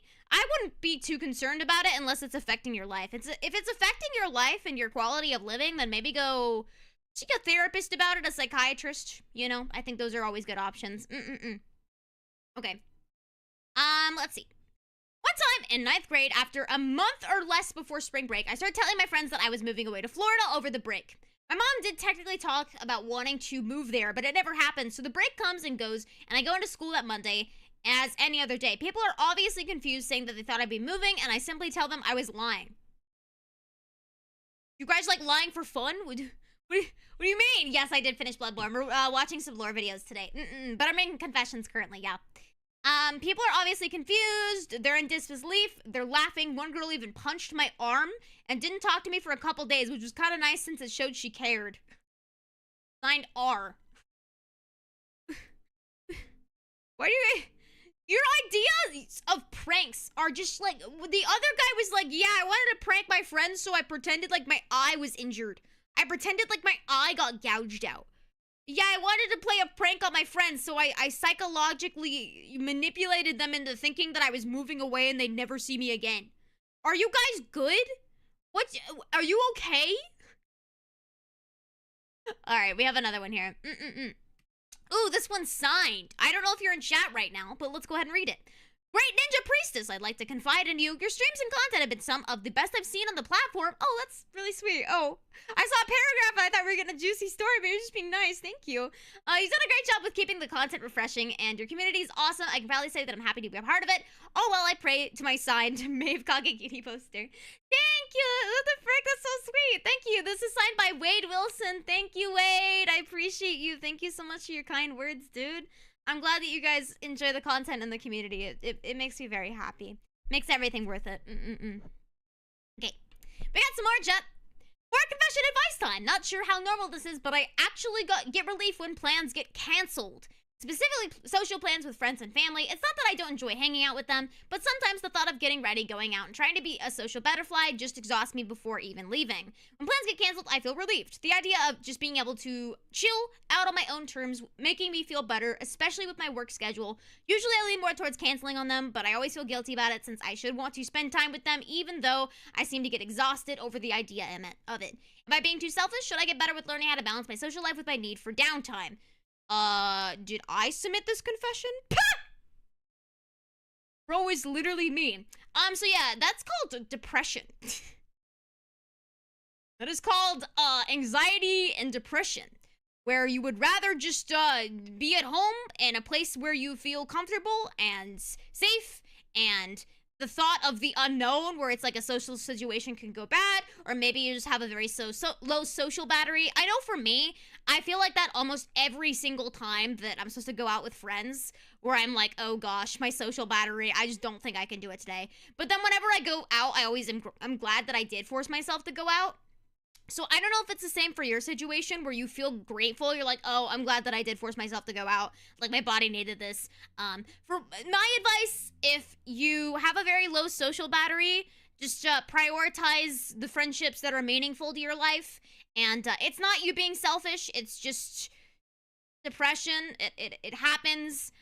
You may be having an episode of depression, or maybe that's just how you are, and I don't think there's anything wrong with that. You know, I think it's best to communicate with your friends as well. I know a lot of my friends, they also suffer from depression, so they kind of get it. I have this one friend, we've been trying to hang out for like a year, and every time we do, it's like we always make plans, and then we go back and forth on who's canceling. I canceled the last 2 times because I was, like, unironically, I was sick both times. But both times the plan got canceled, she was like, yeah, okay, I'm kind of glad because I'm not really feeling it today. And I was like, oh my God, thank you. And then when she canceled me, I was like, okay, I'm kind of not feeling it today either. So it's like, it's important to have a circle of friends where you just kind of get each other, and it's sometimes you're just not really in the mood to go out, and sometimes you want to feel comfortable and in your safe space, and I don't think there's anything wrong with that whatsoever. But also, it is important to force yourself to go out sometimes. Like I said, the times that I do force myself to go out, I have a good time, and it's really good for your mind and your body, and also your health. Going outside, getting that good vitamin D, it's healthy for your body. It's how you maintain a good work life and personal balance. So I would really encourage you to force yourself to go out sometimes, but make sure to surround yourself with people that are very understanding. And remember this, if you go out and you're absolutely miserable, you can always leave. You can always leave. You know what I mean? It's like, if you never go out in the first place, then you never know if it would have made your day better.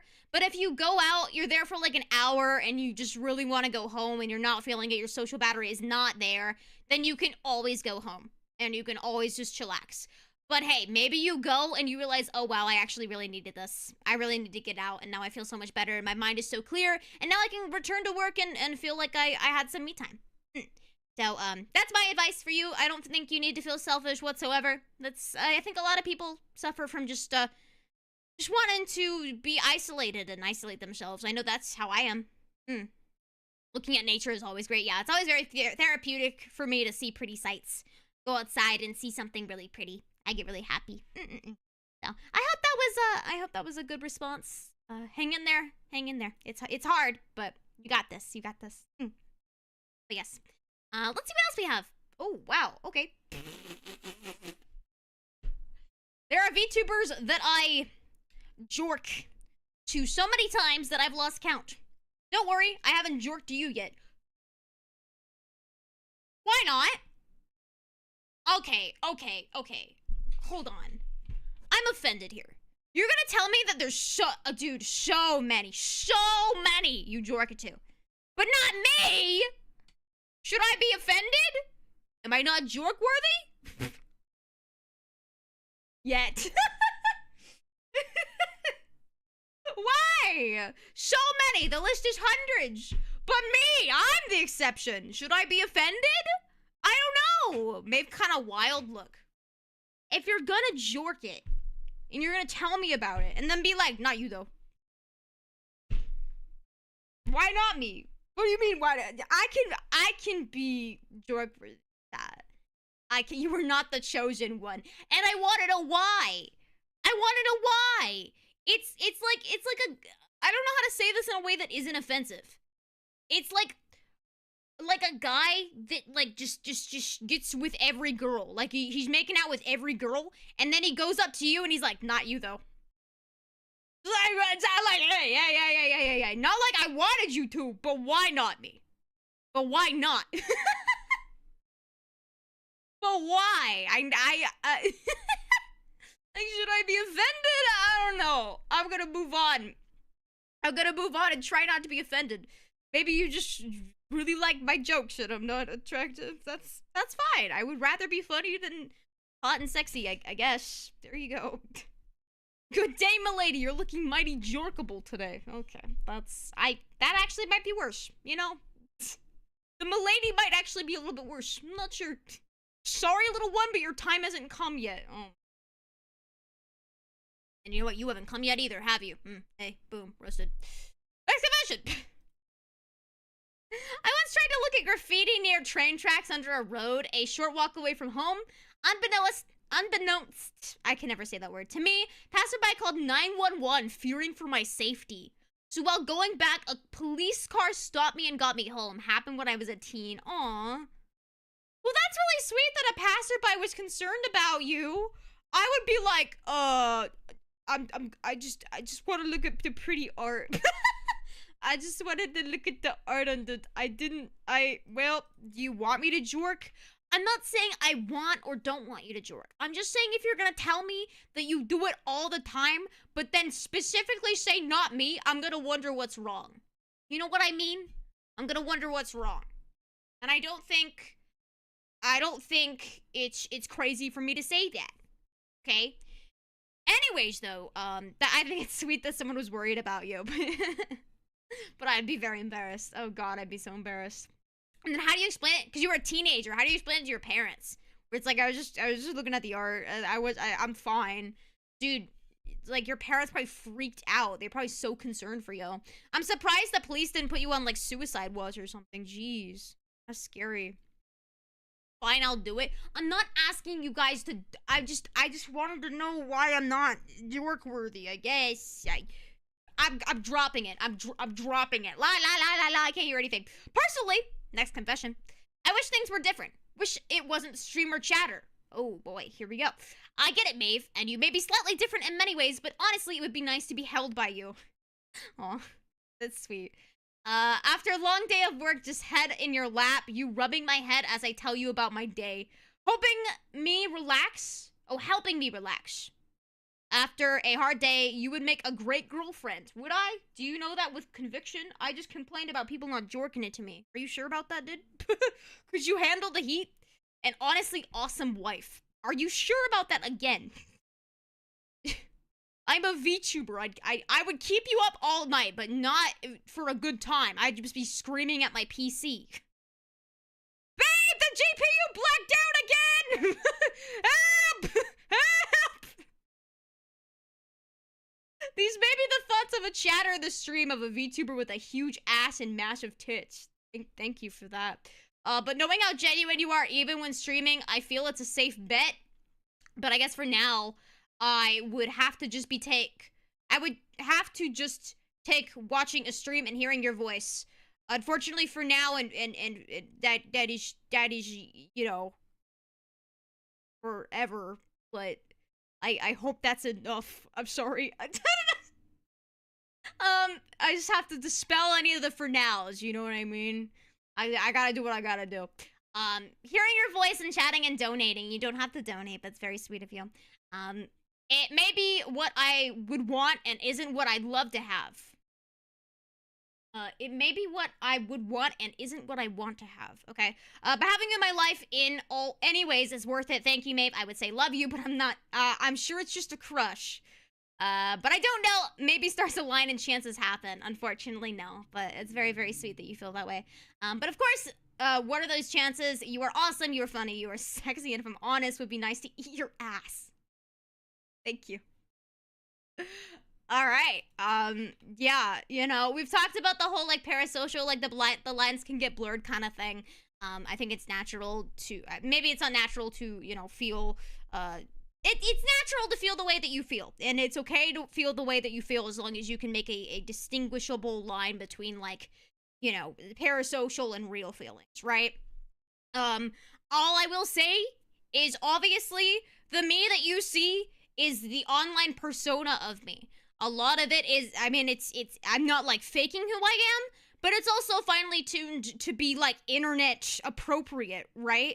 So you're still missing a lot of elements of me. So I wouldn't with conviction say that you know confidently that I would make a good wife, because you don't know those sides of me, you know what I mean? You know what I finally pick out to show you, right? Dave with a super, Dave with a 5. What is, oh yeah, KFAB. KFAB is roleplay, right?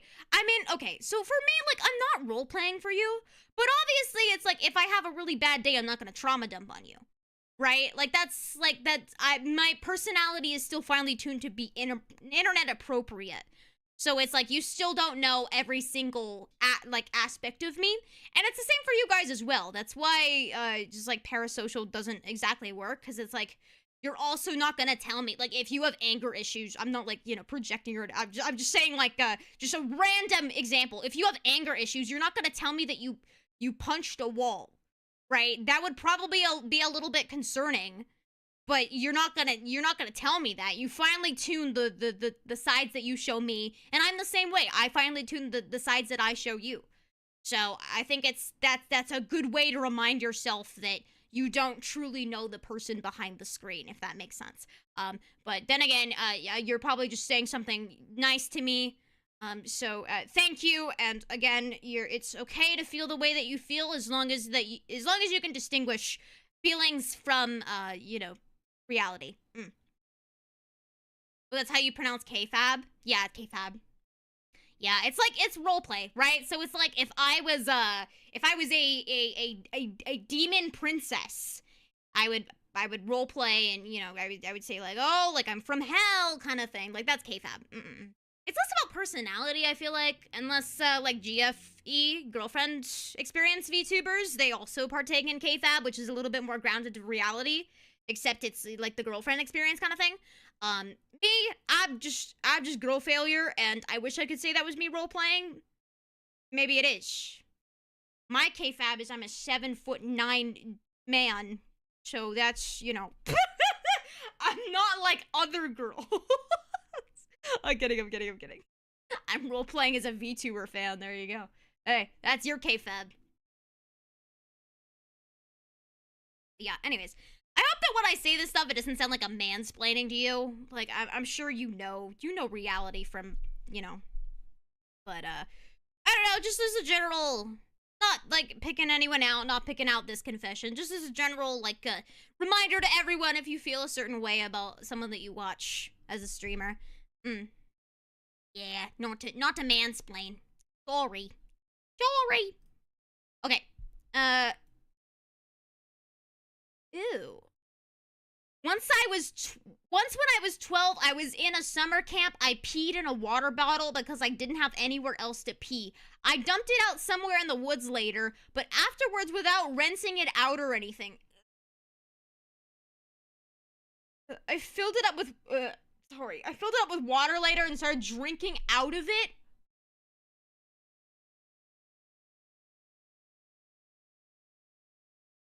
Because my 12-year-old brain thought since the pee wasn't in the bottle anymore, it should be fine to drink out of.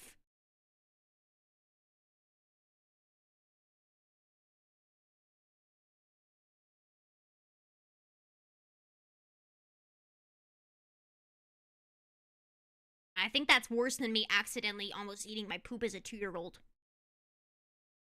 You gotta be sentient at age 12. You have to be. At age 12? I feel...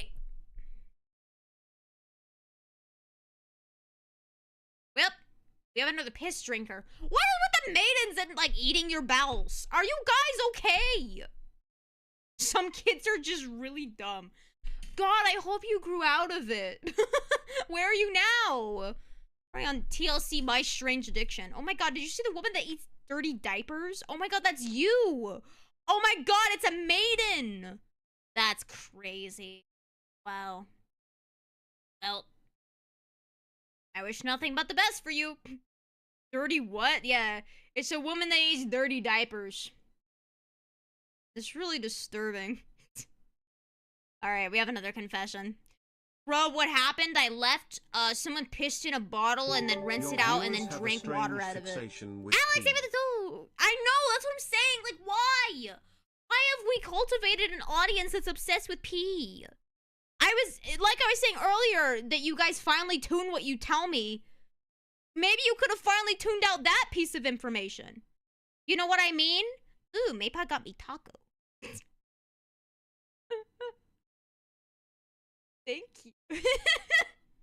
Maeve got me a taco. Alright, we have another confession. This one's a long one, okay, chat? Here we go. TLDR, my cute cat made me learn cat pics are more effective to get nudes than dick pics. And content creation is rough. Context below. Okay, that was a doozy of a TLDR. Here we go. Strap in, chat. When I first started college, there was a litter of stray kittens that were born under a neighbor's boat trailer. My family at the time took them in and had almost a whole litter, and the mother cat adopted out to some good homes within a few months. However, I got rather attached to one who I dubbed Can Opener due to his penchant for biting very powerfully to the extent of opening wet cat food cans on his own. Jeez. I am proud to say I successfully raised him to be less destructive and instead highly receptive to physical touch and handling, to the point he will start purring if you look at his direction long enough. Ryder does the same thing. He has numerous other adorable habits that he developed to appear even cuter that encourages people to give him treats or touch him more. Everyone, including myself, found this behavior absolutely adorable. So I started taking pictures and videos of him doing these bizarre acts of slutting around for belly rubs or treats. Being an awkward and socially inept college student, I use these pictures and videos of my cat as an icebreaker with overwhelming success. That's a great way to break the ice. Show a picture of your pet. Fast forward a year or two, and the rise of premium Snapchats. I don't know what a premium Snapchat is. Before only friends. What's only friends? Or were you just using that as a placeholder? And Tinder was at its peak. I thought it would be funny if I made a Tinder profile and premium Snapchat for my cat as a joke. To my surprise, there were more than a few women and professional women, as I will politely refer to them as, who were genuinely interested in seeing more of my cat. Perhaps regularly, even because seeing him just made their day better. Aw. Several of these people, including the professional women, were willing to trade for those adorable cat pictures and videos with pictures and videos of their self. I engaged in this equivalent exchange for several weeks and amassed quite the stockpile of custom content. We're all talking about it like it's Sims custom content. What the custom content? But I got a touch out of hand as I was getting overwhelmed by the demand for my cat and the amount of time and effort it took to make each day's cat picture and videos seem new and not reused or boring. I ended up shutting the whole operation down and apologized to everyone. The operation! After explaining the burnout I was having. And they were on average very receptive and understanding. I would certainly hope so. Though I still do talk with some of them. Some of the professional women, some of whom are now some live streamers. I will not name them or channel drop out of respect for privacy. I just thought it was kind of cool to see them grow on a non-blue streaming site. Wow, what a story. What a goddamn story. I mean, hey, you know, some people sell pictures of their feet. You sell pictures of your cats. And to that, Godspeed. I mean, Godspeed, dude. Hey. You could just make a cat calendar. You could make money that way. And then with the money, you could pay the professional woman. That's an option. There you go. Just make a cat calendar. I want to see the cat. I want to see the cat so badly, dude. Oh my god, whose confession is this? We have to see the cat. We have to know, chat. That was a great story time. I like that one though. Thank you for sharing. Okay. I work in a factory set. We have 2 more, by the way. I work in a factory setting, doing the same thing over and over. I work on big, heavy units, so I use a lift table to move them down the line easier as I'm working with a power drill. I feel something hit my arm. I wasn't sure what it was, and also my table stopped working. We had the electricians reset the breaker, and everything was fine. It wasn't until the next day that I figured out what happened. Some days the building gets pretty hot, so I run a fan. Okay, so we run a fan. Sorry, I'll fix your grammar. To keep me cool, the power cord for the fan got crushed between the base and the table. A current traveled from the cord through the unit and the drill I was using into my arm, and also tripped the breaker. The funniest thing is the electricity burned me just a little, and I didn't realize until I got home. That sounds like it could have been a lot worse than it actually was. Damn, that's scary. Holy crap, dude. I'm glad you're okay. That's freaky. My god. Alright, well, I'm glad you're okay. Thanks for the story time. Alright, I gurgled. Excuse me. We got one more story time. Out of our list of 10. Okay. I often get mistaken for security or someone with authority, so often to the point where I've been walked through TSA without being screened. Are you just, like, super buff and tall and intimidating? People are like, yes, sir. Right this way. But at the same time, I often get randomly stopped for advanced screenings in foreign airports. All right. That's the confession. They just walk you through? Do they think you're like someone famous? Or do you just look like a bodyguard? Honestly, you know what my theory is, chat? If you're confident enough, you can trick anyone into believing anything you say. Truly. If you're confident enough, you could walk your way through any situation. You just go through and you say, sorry, excuse me, sorry, I'm with the guy. I'm with the guy. Clearly, I can't pull this off. But if you're better than me, you can pull it off. Act like you belong. Yeah, exactly. You just have to act like you know what the hell you're doing and no one will question you. No one will question you. Don't do this. Do not do this. But I feel like I could confidently go down in the Disney World utilidors.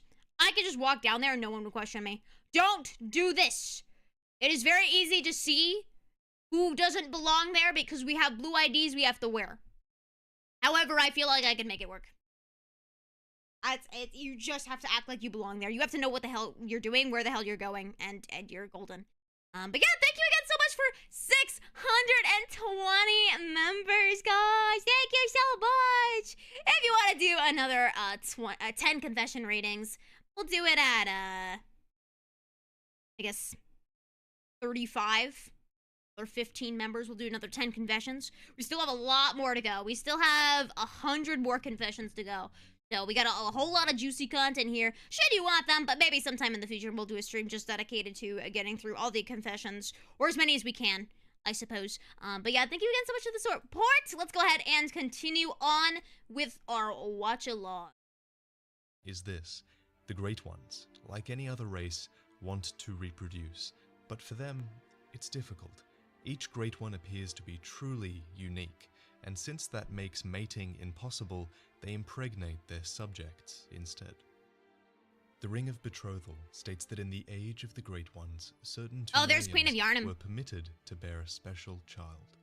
This union that's why she's in the Chalice dungeon, because she's the ancient civilization that was impregnated. Okay. Our first reference to the blood of the Great Ones. Most of these births failed, but some didn't. At some point, the Great Ones ascended. We know this because there are multiple references to some Great Ones being This boss left looks fun. behind. The Great Ones And the weapon moved that on guy's to using the looks fun. Nightmare realm, and the Tumerians were left alone, destined to watch over the physical remains of the slumbering Great Ones. In You can walk time, into any the place if you're Tumerian carrying a ladder, true. civilization fell to the plague of beasts. Perhaps it was something in the blood. Ladder and your Eventually, ID, a group like of on a little Bergenworth keychain around your scholars waist. If you really want Damn, some look at good the Bloodborne vibe! lore, you need to check out Red Grave. Oh, another one. We'll see how long that one is. We'll check it out. I don't know what else to do today. The scholars discovered the old blood of the Great Ones, a miraculous substance that made their dream of evolution a reality. The school of Bergenworth was headed by Master Bergenworth. Willem, an ambitious. Oh, he yet was cautious the head man. of Bergenworth? Willem desired to ascend to a higher plane of existence and believed that the knowledge of the Great Ones would lead him there. On the other hand, one of Willem's associates, Lawrence, believed that mankind could ascend through use of the old blood, the blood of the Great Ones. Lawrence seems headstrong and rash, where Willem advised caution. When we inspect the skull after defeating Vicar Amelia, this is the conflict we see. No, but you will never listen. I tell you, Forgot we saw this. Lawrence tells Willem he will always fear the old blood, yet he goes on to found the Healing Church, a faith built upon Lawrence is the founder of the miraculous Healing old Church? blood. Meanwhile, Willem remains behind at Bergenworth and decides to pursue alternate methods to ascension. Lawrence and his church were central to the power. So the Healing Church's goal is specifically to ascend, right? Perhaps they even built the place. Blood ministers doled out the miraculous healing blood to the populace, and the city evolved to reflect that.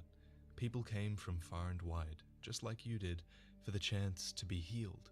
The Yarnamites whose doors you knock on are quite arrogant and proud, and dislike outsiders. However, after the old blood was introduced into the populace, people began turning into beasts. So that's why everyone in the houses are they're so mean to you, because you're just like a tourist. They're like, ugh, tourists. They're just here for the blood. But like, I feel like, how could you be arrogant at that point if you know the whole world is going to ruin and people are becoming monsters? How could you still be arrogant? I guess it's just like rich, greedy kind of vibes, right? Where it's like nothing else matters except your own fate. Not an inch closer. In response, the church founded the Hunters' Workshop, Average British people. with Gurman at its head. Gurman's methods defined beast hunting.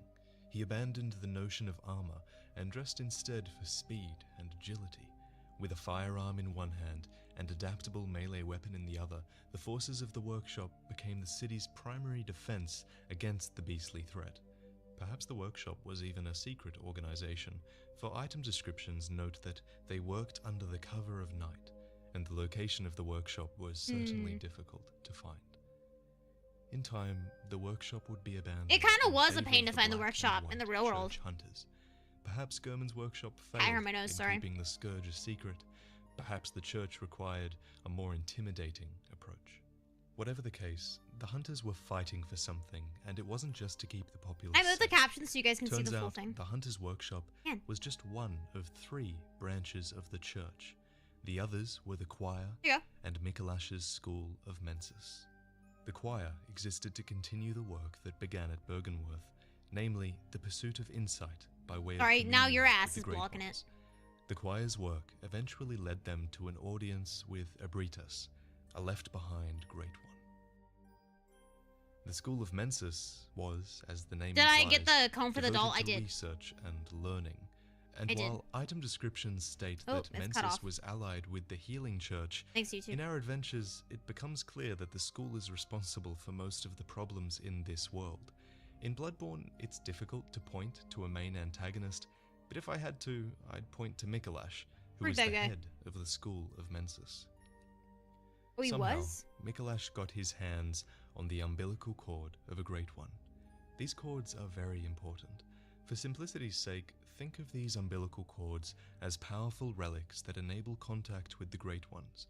There That's are why we 3 became a of these Great One. We umbilical ate 3 of them. cords in-game, and they are used by 3 of the main characters. One cord was found by Mikolash, head of the School of Mensis. I forgot we found a One cord by cord Mikolash. is held by Willem back in Bergenworth, and another cord went to Gurman of the Hunter's Workshop. Mikolash used his cord to perform a great ritual. It ripped a lecture hall of Mensis into the Nightmare Realm so that they could be granted audience with a being named Murgo. It is believed that Murgo is the child of a great one, birthed through Yharnam, the Tumerian queen. There is little known about his power. I don't think that's believed, right? That's just fact, because Murgo's wet nurse is right next to the Queen of Yharnam, and then the baby's crying. The baby would be Murgo wet nurse. Isn't that just like a fact that rather than or his theory? significance? So just know for now that Mensis wanted audience with Murgo, but that this audience came at a great cost. A note in the village reads, the Mensis Also, ritual why is the wet nurse like a bee? I guess it's... Is this a god? What is this thing here? Murgo's wet nurse. The wet nurse. What is the wet nurse? Is that one of the, like, the lesser gods? Because why would it be protecting the baby? It's implied that it's protecting the baby because it's the wet nurse for it. It birthed it. Came at a great cost. A note in the village Yeah, she was there reads, to... the Mensis ritual must be baby. stopped, lest we all become beasts.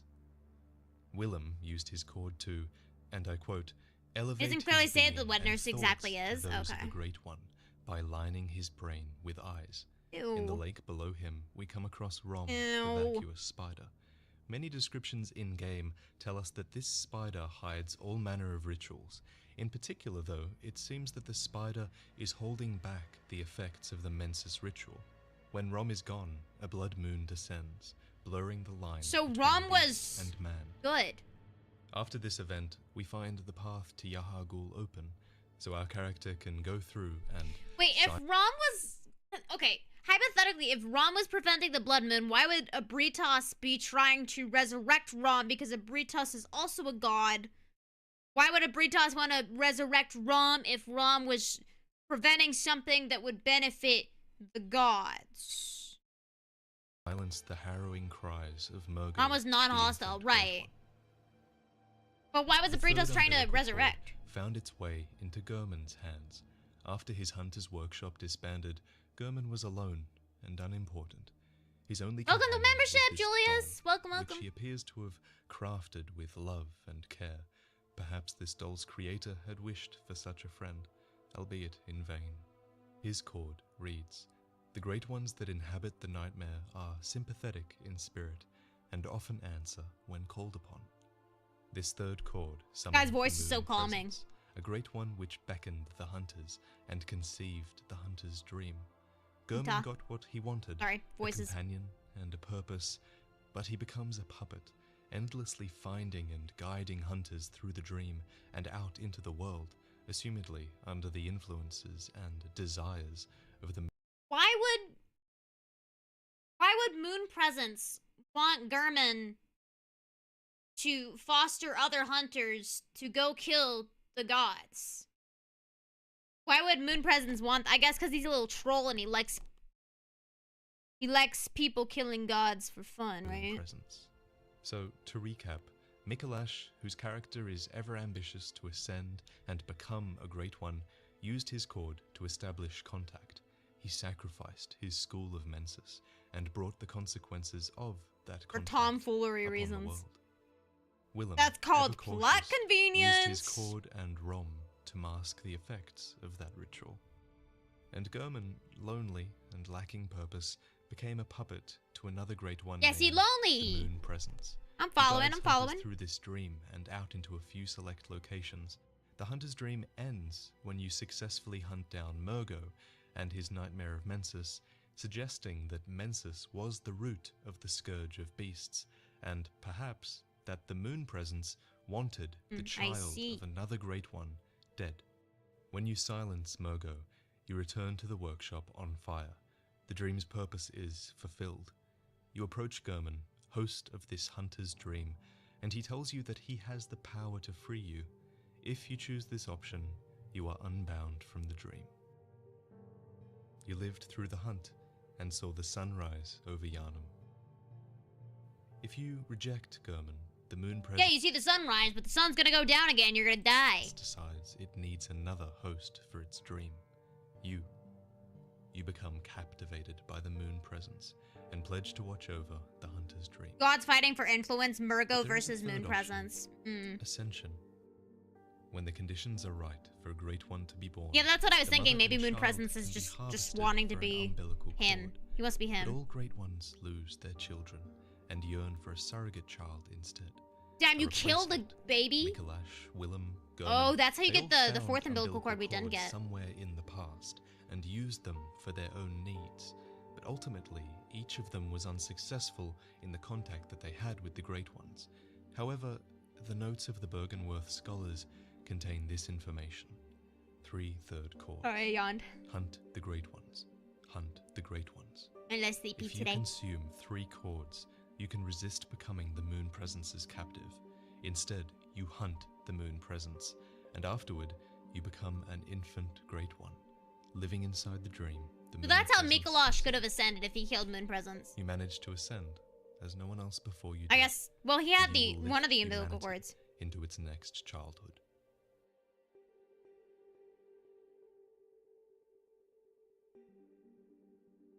Okay! That was a good video. I like that one. I feel like that was the most descriptive out of all of them. Maxer's was funny. The last one we watched was just kind of like a personal love letter to Bloodborne, and then this one was a good lore breakdown. Maybe I think It's it a was cosmic 5. Game of Thrones. We couldn't possibly understand. Fair enough. Fair enough. But I like this video. I think it did a good job at explaining like the humans and their motives as to why they worked with the gods, right? Okay. I think that's all the lore video. I mean, that basically explained it, actually, low-key. There's a longer version of this video, but I think that broke it down good enough. I don't really have any other questions about the game. I think every other question is just chalked up to just gods being silly little guys. Just gods being bored with their eternity to live. So they're like, you know what? I'm gonna play a little prank and we're gonna kill some babies. You know? But yeah, how was the taco out of 10? Oh, I didn't grab it yet. I was gonna grab it closer to dinner time. But yes, I wanted to talk about my thoughts about the game. Now that we have like a more in-depth lore analysis, I wanted to break down what I thought. Is my game still open? We're in the abyss. Oh, I never opened. Hold on. I got you guys. Hold on. I think of the one. We're Dream Elements is still crashed. Do a little bit of trolling. Yes, sir. Yes, we do. Sorry, I'm trying to load this. But it's not letting me. Here we go. Okay, we'll have this as the background. I think that's good, right? Okay. It may have some cool music as well. Is the music a good volume? Okay, so I wanted to talk about my thoughts about the game, just as a final little breakdown on what I thought about it. Because we did that a little bit during yesterday's stream. I'll do a more concise one. And thank you. Oh, I can't read that. Stream Elements is broken. History under many different forms and disguises, and has been the pain in the buttocks to many outer gods. Basically, alien Starscream. Oh, here we go. Okay, Stream Elements is finally loaded. Okay, alien Starscream. I don't know what that means. Been the pain in the. Okay, yeah. So he's a little troll. He's a little prankster. Got it. That makes sense. Okay. Yeah, I mean, personally, I find that to be plot convenience. We don't know how to explain this man's motives. I mean, I guess that's fair enough. God's getting bored. What else are they gonna do? I suppose that's fair enough. This music is so loud, isn't it? There we go. Okay. Yeah, okay, so my thoughts on the game. I think if I were to put Bloodborne on my ranking of FromSoft titles, it's either 3rd or 2nd. I think Elden Ring is still my favorite game. I really love the open world aspect. I really love the boss fights in Elden Ring. If this game had excellent 10 out of 10 boss fights, if every boss fight I enjoyed the level that I enjoyed, like Gurman or Maria, I think this was a possible contender for my favorite FromSoftware game. I love the world building. I love the ambiance. I love the vibes. I love the aesthetic of the game and the looks and the music. Even the enemy designs was excellent. You know, the parry mechanics were fun, even though they weren't utilized as much as they were. I think if the boss fights were better, I would like the game more. But in this state, like it's ever going to be changed. And the current state of the game, because we know we're gonna get a Bloodborne 2. We're gonna get it remastered on the PC. I think the camera's a little too janky. I think they don't let you take advantage of the ability to parry as much as they should. I think because Gurman is the one that kind of fostered the utilization of the gun, right? To be a beast hunter, you have this gun. That was Gurman's idea. Why would they do that if you can't use the gun on the beasts? It kind of insinuates that Gurman knew that you would be fighting humans, but that kind of goes against most things. So I think there's a little bit of a plot hole in that sense. Why have a gun if the things that you're designed to be hunting, it doesn't work against them? So I think that's not only a plot hole, but I think it also takes away from the combat of the game. I would have loved to be able to parry a little bit more, even if the parry wasn't as strong as it is, because towards the end of the game, if you have those claw mark runes and you're getting like 50% visceral damage, it becomes very OP. I will admit it, it becomes OP. But if you nerf that a little bit, and I think you let the player have a little bit more freedom if they want to do melee or they want to be a parry build, I think the game would improve a lot. I think the camera needs to improve for the beast fights. It's totally fine they have beast fights, obviously. That's the theme of the game. You're gonna have big beast fights. But you can make them good. You know what I mean? Have you ever heard of the Mario Kart version fan game? Oh, I can't. I haven't heard of it, but I also wouldn't be able to stream. I can't stream games I can't stream fan games because who do I ask for permission? You know what I mean? I can't ask the people that made the fan game because they ripped Bloodborne's IP, and I'm assuming they didn't give Sony any money or ask for permission, so I wouldn't be able to do that. But it sounds cool. It's legally distinct, though. Not enough, though. It wouldn't be legally distinct enough for me to be able to do it. Like, if it's, like, basically, like, Bloodborne character or Bloodborne vibe, I wouldn't be able to. Sounds cool, though. Some bosses are just too big, although even they have body parts that stagger them easily. Bullets could have been used for that. Right? Yeah. Not Elden Ring. Lies of P, sorry again to reference Lies of P, but you can parry every enemy in Lies of P. That's the mechanic of the game. You're forced to parry, right? And I think this game could have been really, really cool if they let you have that freedom to either, you don't have to parry, but you also don't have to melee all the time. You know? I think that would have improved things. In my personal opinion, Lies of P, it lets you parry every enemy. Bloodborne could have done that. Does it make sense to be able to parry this, like, huge, buff, demon beast man? No, it doesn't. But from a gameplay perspective, if you're going to introduce the ability to parry, I think it should be something that you can choose to utilize more often. Yeah. Most bosses, I didn't even use my gun against them, because you can't. 90% of bosses you can't use your gun against. I could pull up a boss list and prove it. Bloodborne boss list. Like, you almost... Okay, you can't parry Cleric Beast. You can parry Father Gas. You cannot parry Bloodstarved Beast. You can't Amelia. You can't the Witch of Hemwick. You can parry the Shadows of Yharnam. You can't Rom. You can't Dark Beast Barl. You can't the One Reborn. You can Martyr. You can't Amygdala. You can't Celestial Emissary. You can't Mikolosh. You can Mikolosh, actually. 4. You can't Abritas. You can't Murgo's Wet Nurse. You can Gurman. You can't Moon Presence. So, that's like 80% of enemies you can't parry in the game. So, Lies of P relies on parrying rather than dodging, right? Which I think it's important for video games to give you the option on whether or not you want to parry. I mean, Sekiro's fine. That's different because the game is parry. But, like, I like the concept of Bloodborne because you can dodge, you can melee, or you can parry. I wish they leaned into a little bit more of that player choice. You can stagger them, sure. But I think parrying should have been utilized more. You know what I mean? You know what I mean? Hit the nail on the head with why guns were invented and used in the hunter's arsenal versus actual use. Right. Why would Gurman encourage the hunters to use a gun if the guns are rendered useless? It would imply that he assumed that you would also be fighting humans. But at that stage, I don't know if humans were going crazy like they were.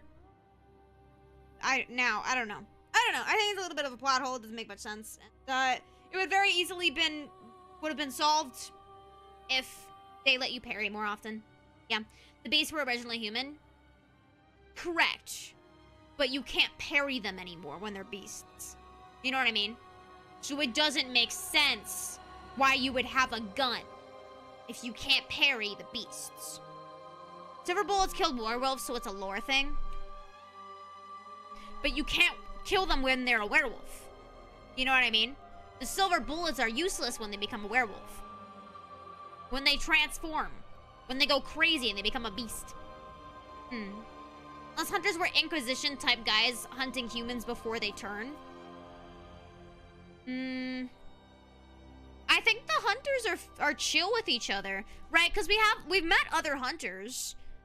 With Valter, Damien, those are other hunters. They're chill with you. Even Papa Gas was chill with you until they go crazy, until they slowly transform into becoming a beast. So the hunters, they're an association. They work with each other until they start going crazy.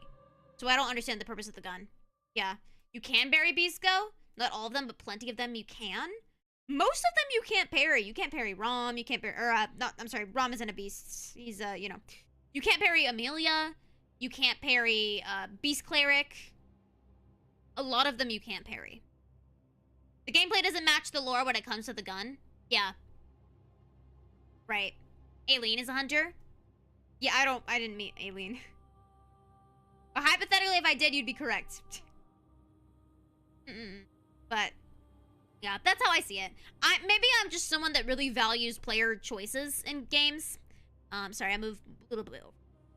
I really value the ability to make my own decisions when I'm playing games. Because sometimes I get a little bit tired. Sometimes I don't always want to melee brute force. Other times I want to focus on dodging. Other times I want to focus on parrying. I do love parrying, you know what I mean? I think Another Crab's Treasure did it the best. You could parry, you could use magic, you could use range, you could use your shells for defense and parrying. Another Crab's Treasure did it best. Name a better Souls-like than Another Crab's Treasure. You can't. You can't. Hot take. Hot take. Okay, fine, Elden Ring. But hey, Crab Souls. You can parry BSB. Can you parry BSB? I remember being told you couldn't. I didn't. You can? Okay, well, fine. One of the very few beasts that you can parry. But then why can't you parry Beast Cleric? He's also a beast. Elden Ring 0 out of 10 can't play as a crab, true. You can't play as a depressed crab named Krill, who's just a sad little guy. He's just a sad little guy. You know? I assume not being able to parry Amelia and stuff is a balance thing. But Baby and other transformed non-bosses beasts, you can. But you can't, but balance doesn't explain lore. Balance and lore don't make two and two. That's why you make it so you can parry every enemy, but you lessen the power of the parry. You make the parry not as good. Or you have to parry several times in a row to get the riposte. That's how it was in Lies of P. You didn't just parry and then immediately get the riposte. You had to parry several times. You build up this invisible meter. Same with Sekiro. You know. You know what I mean. I don't know. Maybe it doesn't make much sense. Fine. Doesn't make much sense so you can parry everything, but the gameplay aspect, I think it would have been more fun. Yeah. Like Millennia? What about Millennia? Flamethrower? What about the flame? Oh, there's also some gun weapons for larger targets which exist to do damage, like Gatling guns and flamethrower. Yeah, I didn't do a blood tinge build, so I don't know anything about using other guns. Maybe that would have helped with range and stuff, but I don't know. I guess that would make sense, using a flamethrower. But Thurman gives you a hunter's pistol, and he also carries a hunter's pistol, so it was intended to parry the boss. You can't parry the beast, for the most part. You can see what blood tinge build looks like. Isn't it just like gun build? Like, the guns do more damage, right? I still prefer parryable bosses. Same. Agreed. Yes. But other than that, yeah, I think I would say that Bloodborne is either my second or third favorite FromSoft game. I think Sekiro gameplay, like the boss fights in Sekiro was better, but the exploration in Bloodborne was better.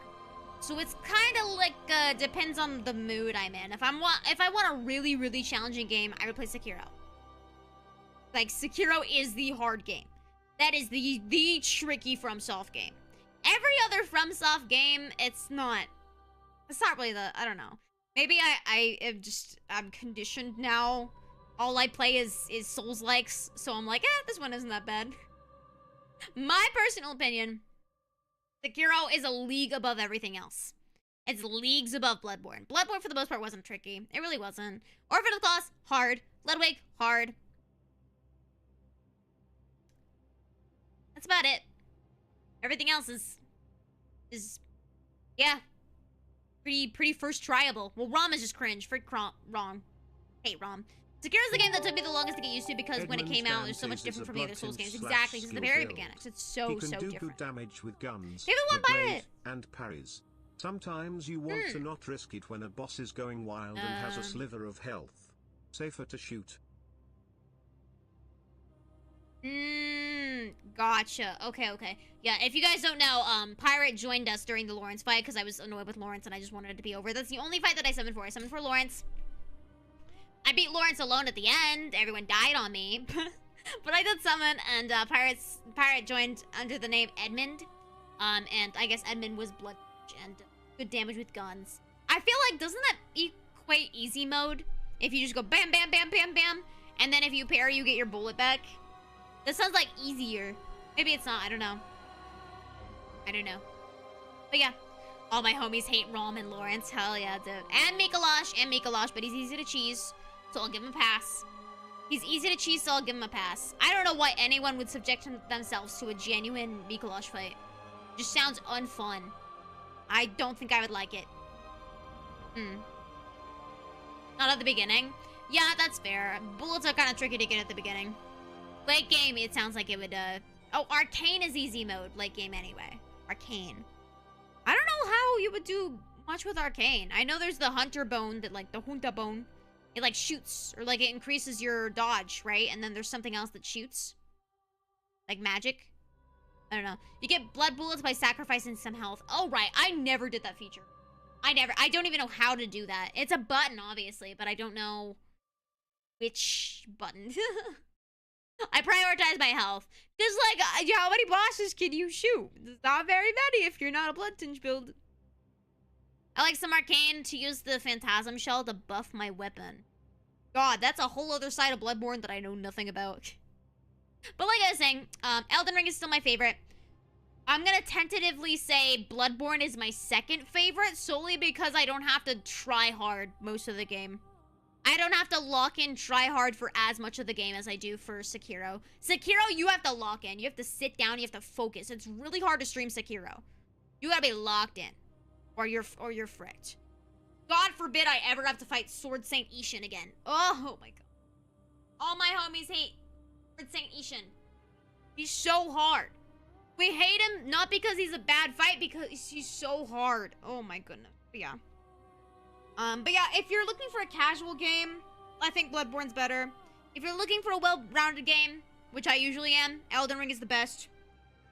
And, so it's Elden Ring, Bloodborne, Sekiro, Dark Souls 2/3, then Dark Souls 1. I think that's my tentative rating. I'm still between if I like Dark Souls 2 or 3 better. I don't know, dude. I don't know. The areas really freaking suck in Dark Souls 3 a lot of the time. But a lot of the later bosses in Dark Souls 3 are so good. They're so well made. Dark Souls 2 over 1, yes. Dark Souls 1 is a lot of fun, and it's very nostalgic to play. But as someone that didn't grow up playing Dark Souls 1, and as someone that, you know, my first game was Elden Ring, I enjoyed it for its nostalgia factor more than its gameplay itself. If that makes sense, you know what I mean? Like, when I was playing it, I enjoyed it, and I still enjoy the game. But if I'm looking for a casual Souls-like game, I'm not gonna go to Dark Souls 1. It's a little bit too easy, it's a little bit too slow, a little bit too clunky. Sen's Funhouse, frick that place. Tomb of Giants, frick that place. There's a lot of areas in Dark Souls 1 that are drags to get through. They're really hard to get through. So with confidence, Dark Souls 1 is my least favorite of the Dark Souls games. But 2 and 3 are pretty tied. I like the bosses in 3 better. But Shrine of Amana is really bad in Dark Souls 2, though, so my opinion might waver. But is Shrine of Amana worse than the poison level, the swamp level in Dark Souls 3? I don't know. Or Ethereal Dungeon. Frick, Ethereal Dungeon. Dark Souls 1 has some of the best level design. Gameplay's a little dated. Right, exactly. Yeah, that's how I feel. Level design is excellent. The elevator back to Firelink from the Gargoyle Tower, whatever that area is called. It's classic. It is literally classic, and that alone invented the idea of the genre of a linear game still somehow being interconnective. You know what I mean? Also incredibly important when you don't fast travel. You don't fast travel for half the game in Dark Souls 1. That's annoying too. Very dated. Dark Souls 3 Swamp wasn't that bad. Oh god, I hated it. I hated that part of the game. I was playing the Dark Souls 3 Swamp, and I was just like, I don't know if I can do this. I actually, like, my mental health is already shaky enough. I think this is gonna make it worse. Yeah. First Scholar of the First Sin and Patch's Shrine of Amana was worse, but changed. Yeah, I remember people telling me that, and I cannot conceive how Shrine of Amana was worse. I can't conceive it. It sounds crazy to me. You know what I did hate, though? I hated the DLCs for Dark Souls 2. They were so underwhelming and pretty boring. I don't remember anything about Dark Souls 2 DLCs except the one area with all the traps.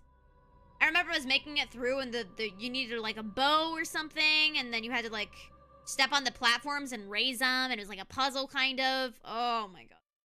Pain. Well, I don't know. I think Dark Souls 2 had low lows and mid highs, and Dark Souls 3 had low lows and good highs. So maybe Dark Souls 3 is better? I don't know. No. Spiritual successor to Sen's Fortress on crack.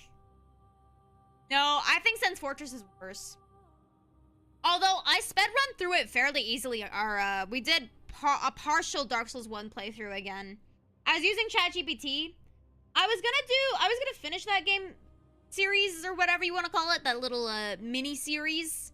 But then I realized ChatGPT didn't know a single thing about Dark Souls, and it kind of just felt like I was just playing the game normally. I didn't really know how to do anything. Because they were like, I asked, you know, what build do I do? And they were like, pyromancy. I was like, okay, I did pyromancy. And then I would ask, okay, with my pyromancy build, what do I level? And they'd be like, well, since you're a strength build, you're gonna want to build up your strength. And it was like, it couldn't follow anything. And I was like, well, okay, I don't think this is going very well. It kind of just turned into a normal playthrough, with me occasionally trying to egg it on and just be like, okay, now what do I go do? Like, one of the times it told me to go through, like, Firelink to get to the final boss, or to get to, like, an area that you couldn't get to from Firelink. And I was like, okay, that's incorrect. Tell me what to actually do. And they were insisting that I was wrong, and I got in an argument with ChatGPT, and it didn't work out. So, a randomizer would have been better, probably. Yeah, we could do a Dark Souls 1 randomizer. I mean, when we beat Demon Souls in Armored Core 6, we could just go back and do randomizer series. Would you guys want that? I feel like we could low-key probably speedrun Dark Souls in, like, maybe 2 streams. I'm still getting used to it. I still get lost. Ryder, baby! He's at my door. Meow, meow, meow. But yeah, we could do randomizer replays. I want to get confident enough in the soulslike games where I don't need chat to tell me where to go constantly. It's Elden Ring, Demon Souls, Dark Souls 1, Dark Souls 2, Dark Souls 3, then Bloodborne, in my honest opinion. Bloodborne is your least favorite. Interesting. Demon Souls is your second favorite? Or did you go backwards? Maybe you went backwards. Maybe Bloodborne is your favorite. Is Bloodborne your favorite or your least favorite? Which one is your least favorite? Where is it, like, favorite to least favorite? What's the scale? Because... But that would mean Elden Ring is your least favorite. What the frick is this list? I need clarification. DS1 can definitely be sped run in 1 to 2 days. Yeah, very much so. I mean, we got to an Orlando after 5 hours. The ChatGPT run. And granted, it was ChatGPT telling me wrong directions constantly. So we could probably do it in about 8 hours. Which is a very long time for Dark Souls 1, but hey, I'm still learning. The story of Demon Souls is one of my favorites. Gameplay-wise, though, you can tell it's very dated, and they have massively improved since 09 when it came out. Yeah, I'm a little bit nervous for Demon Souls. We'll see how it goes. I'm playing the remastered version, so we'll see. Demon Souls helped me through some trauma. So Demon Souls is your second favorite then. And then Bloodborne is your least favorite. Interesting. So then, that's so interesting. Dark Souls 3 is your least favorite out of the Dark Souls series. That's so... Usually people's least favorite is either Dark Souls 2 or 1. I've never seen anyone say Dark Souls 3 is their least favorite. Wow. Interesting take. There you go. Demon Souls is a great story. I'm looking forward to it. Hey, we'll see. I liked the story for Bloodborne, as you guys could tell. I was actually invested in the lore. I think the problem with me and Elden Ring lore is Elden Ring's lore is so convoluted. You could explain it to me 8 times and I'd be like, aw. We do that one again. Favorite to least. Favorite to least. Favorite to lose some. Okay, so favorite to least. Wow. Huh. Dark Souls 3 being your least favorite Dark Souls is a take. Is a take. But I agree with you on Elden Ring being number 1. Everything else I think is wrong. Except Demon Souls. I don't know anything about Demon Souls yet. Best to pretty okay is Thank you for the Elden one, Ring, MV! DS3 or Bloodborne, Uh-huh. DS1, DS2, post batches. Okay. Need to play Sekiro. Definitely play Sekiro, dude. Especially if Bloodborne is one of your favorites, play Sekiro. You probably 1 like Dark it. Souls 1, 2 Nico, Elden leave it Ring done! 3, Bloodborne Okay. 4, Dark Souls Demon 1, I guess Souls nostalgia, 5, right? Dark Souls 3, haven't played Dark Souls 2. 3 Okay. is my lowest, but I still love the game. Oh, well, you I haven't also played 2, find okay. Dark Souls 3 to be the hardest. Really? You find Dark Souls 3 to be the hardest? Huh. I found Dark... Maybe... Okay. It's hard to gauge, because obviously when I first started, I was really bad. But now I'm decent at Souls-likes. So it's really hard for me to definitively say, like, this game is harder than the other. Because maybe I just feel that way because I played it before. Because I feel like I beat Dark Souls 3 without many complications. Even the hardest bosses, like the dancer, we did in like 10 minutes. Thank you for the tool, RJ. It's called Elden Ring. It's called Elden Ring Scholar of the First Sin. Check it out. I want FromSoft to make a Dragon Souls. Ooh, that'd be cool. That'd be cool. You think Elden Ring is convoluted? Try Warhammer lore. There's like entire, like freaking Discord servers about the lore of Warhammer. I know nothing about Warhammer. Right over my head. Not a single thing. I could not tell you a single thing about Warhammer. Not about the game, not about the lore, nothing. It's, oh, it's D&D related. Oh, see, I don't know. The only thing I know about D&D is, the 4 hours that I played at Baldur's Gate with the, VNU girls. With the Aura Senpai, Kokone Senpai, and Sion. That is the only D&D... I mean, I did a tabletop. I did a maid RPG with Kokone Senpai, but... And I won it! But is that, like, D&D? It's not really D&D, it's just tabletop. I don't know. I don't know, thank God. This is not my, my realm. But I guess they're pretty close, right? D&D and, Souls-like. Isn't Dark Souls literally based off of D&D? No. Maybe the worlds coincide and I should learn a little bit more. I should educate myself on the origins. It's the sheer amount of lore rather than it being convoluted with Warhammer. Oh, I see. Yeah. See, with Elden Ring, it's just convoluted, dude. There's the freaking... The incest and the freaking... there's a lot of freaking in the game. There's a lot going on. The original is Berserk, right? It's Berserk in D&D, is it not? Berserk is also based off of D&D, is it not? I don't know. Oh, and Berserk, haven't gotten around to reading it. I will one day, chat. We'll read it on stream. This becomes a Berserk reading stream. You mentioned the incest ring. Yeah, there's a lot of freaky stuff in that game. It's just like, you could explain it to me non-stop for 24 hours and I'd still be like, wait. So, is Marika a guy or a girl? Wait, is Marika... What is Marika's relationship with Radon, Millennia, and Mesmer? But, are they... Hold on. We would just go on a loop. It wouldn't work. If you dig deep enough, Maeve is based off of D&D. If you dig deep enough, everything is based off of D&D. Everything ever. Describe the America family tree. Dude, that's like, okay, you know that meme where it's like, if you were held at gunpoint, would you be able to describe the America family tree? No. I think America, the freakies with Radagon. No. But Radagon is trans.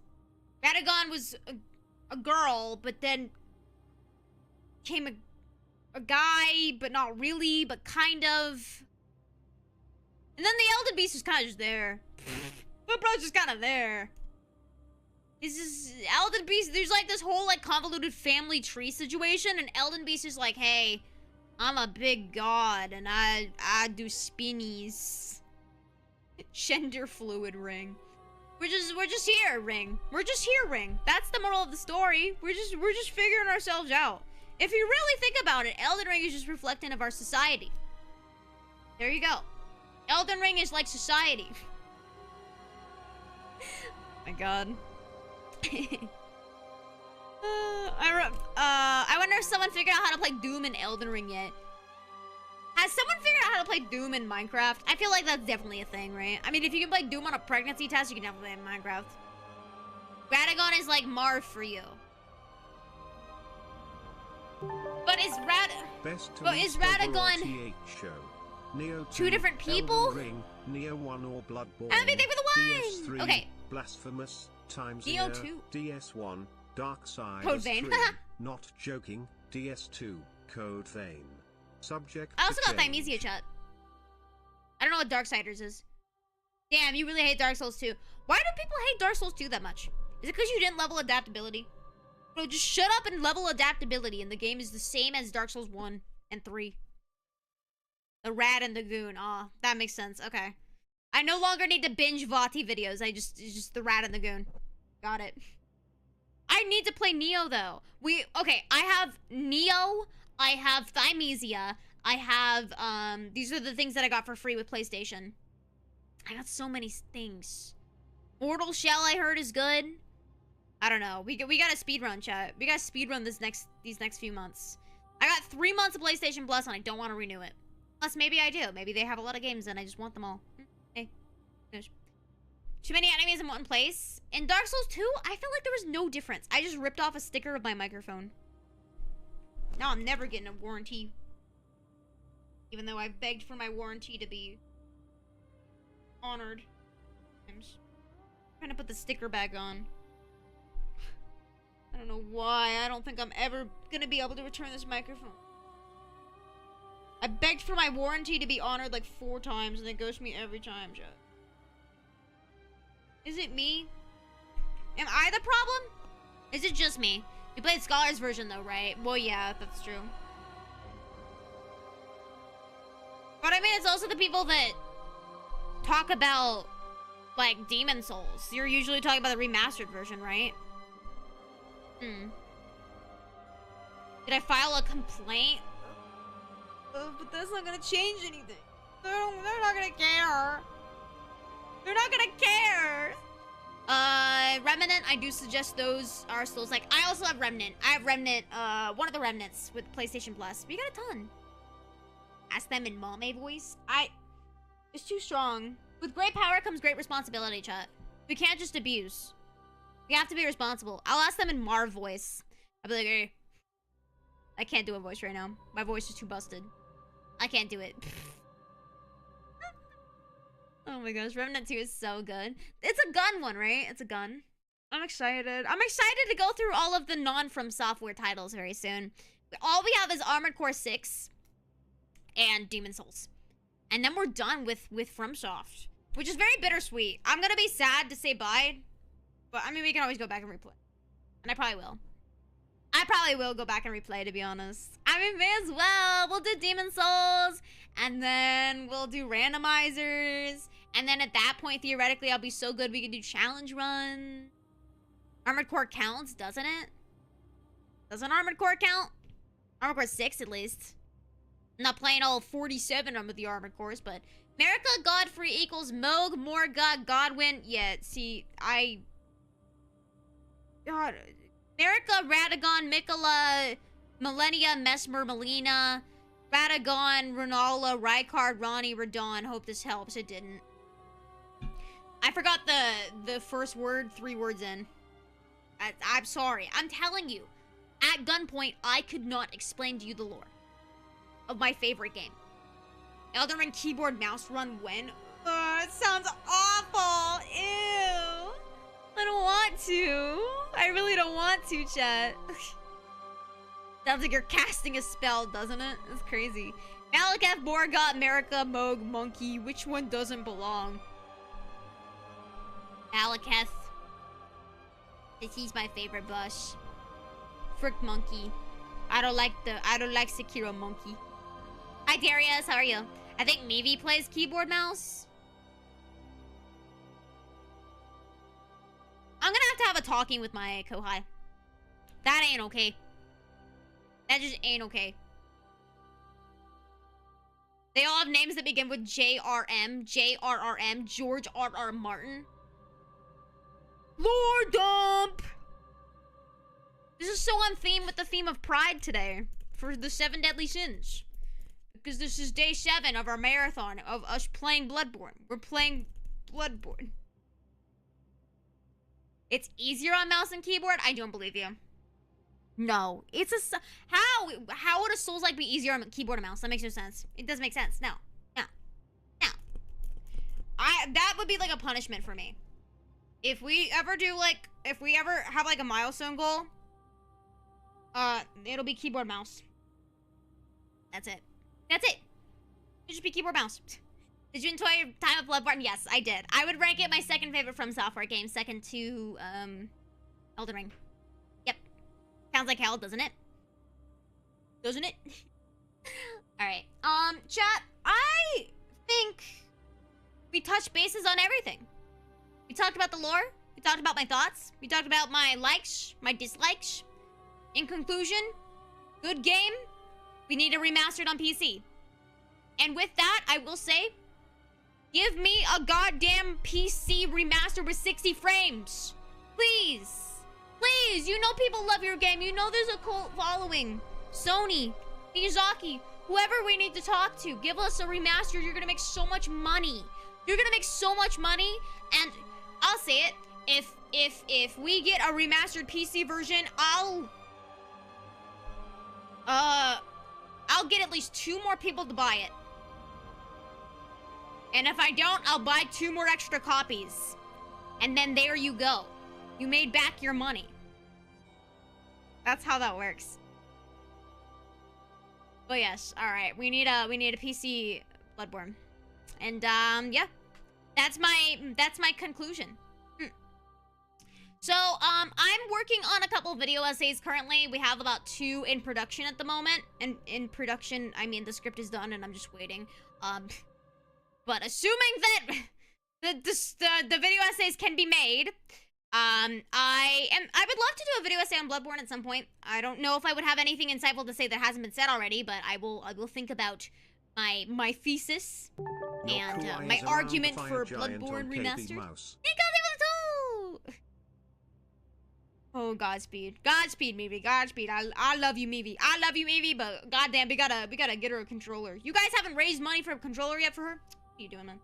What are you doing? You gotta treat my Kohais with respect and give them money. Understood? Alright, chat. I'm gonna go ahead and I think, close out. I think she's been putting off Fire Giant. Yeah, because all my homies hate Fire Giant. I don't blame her.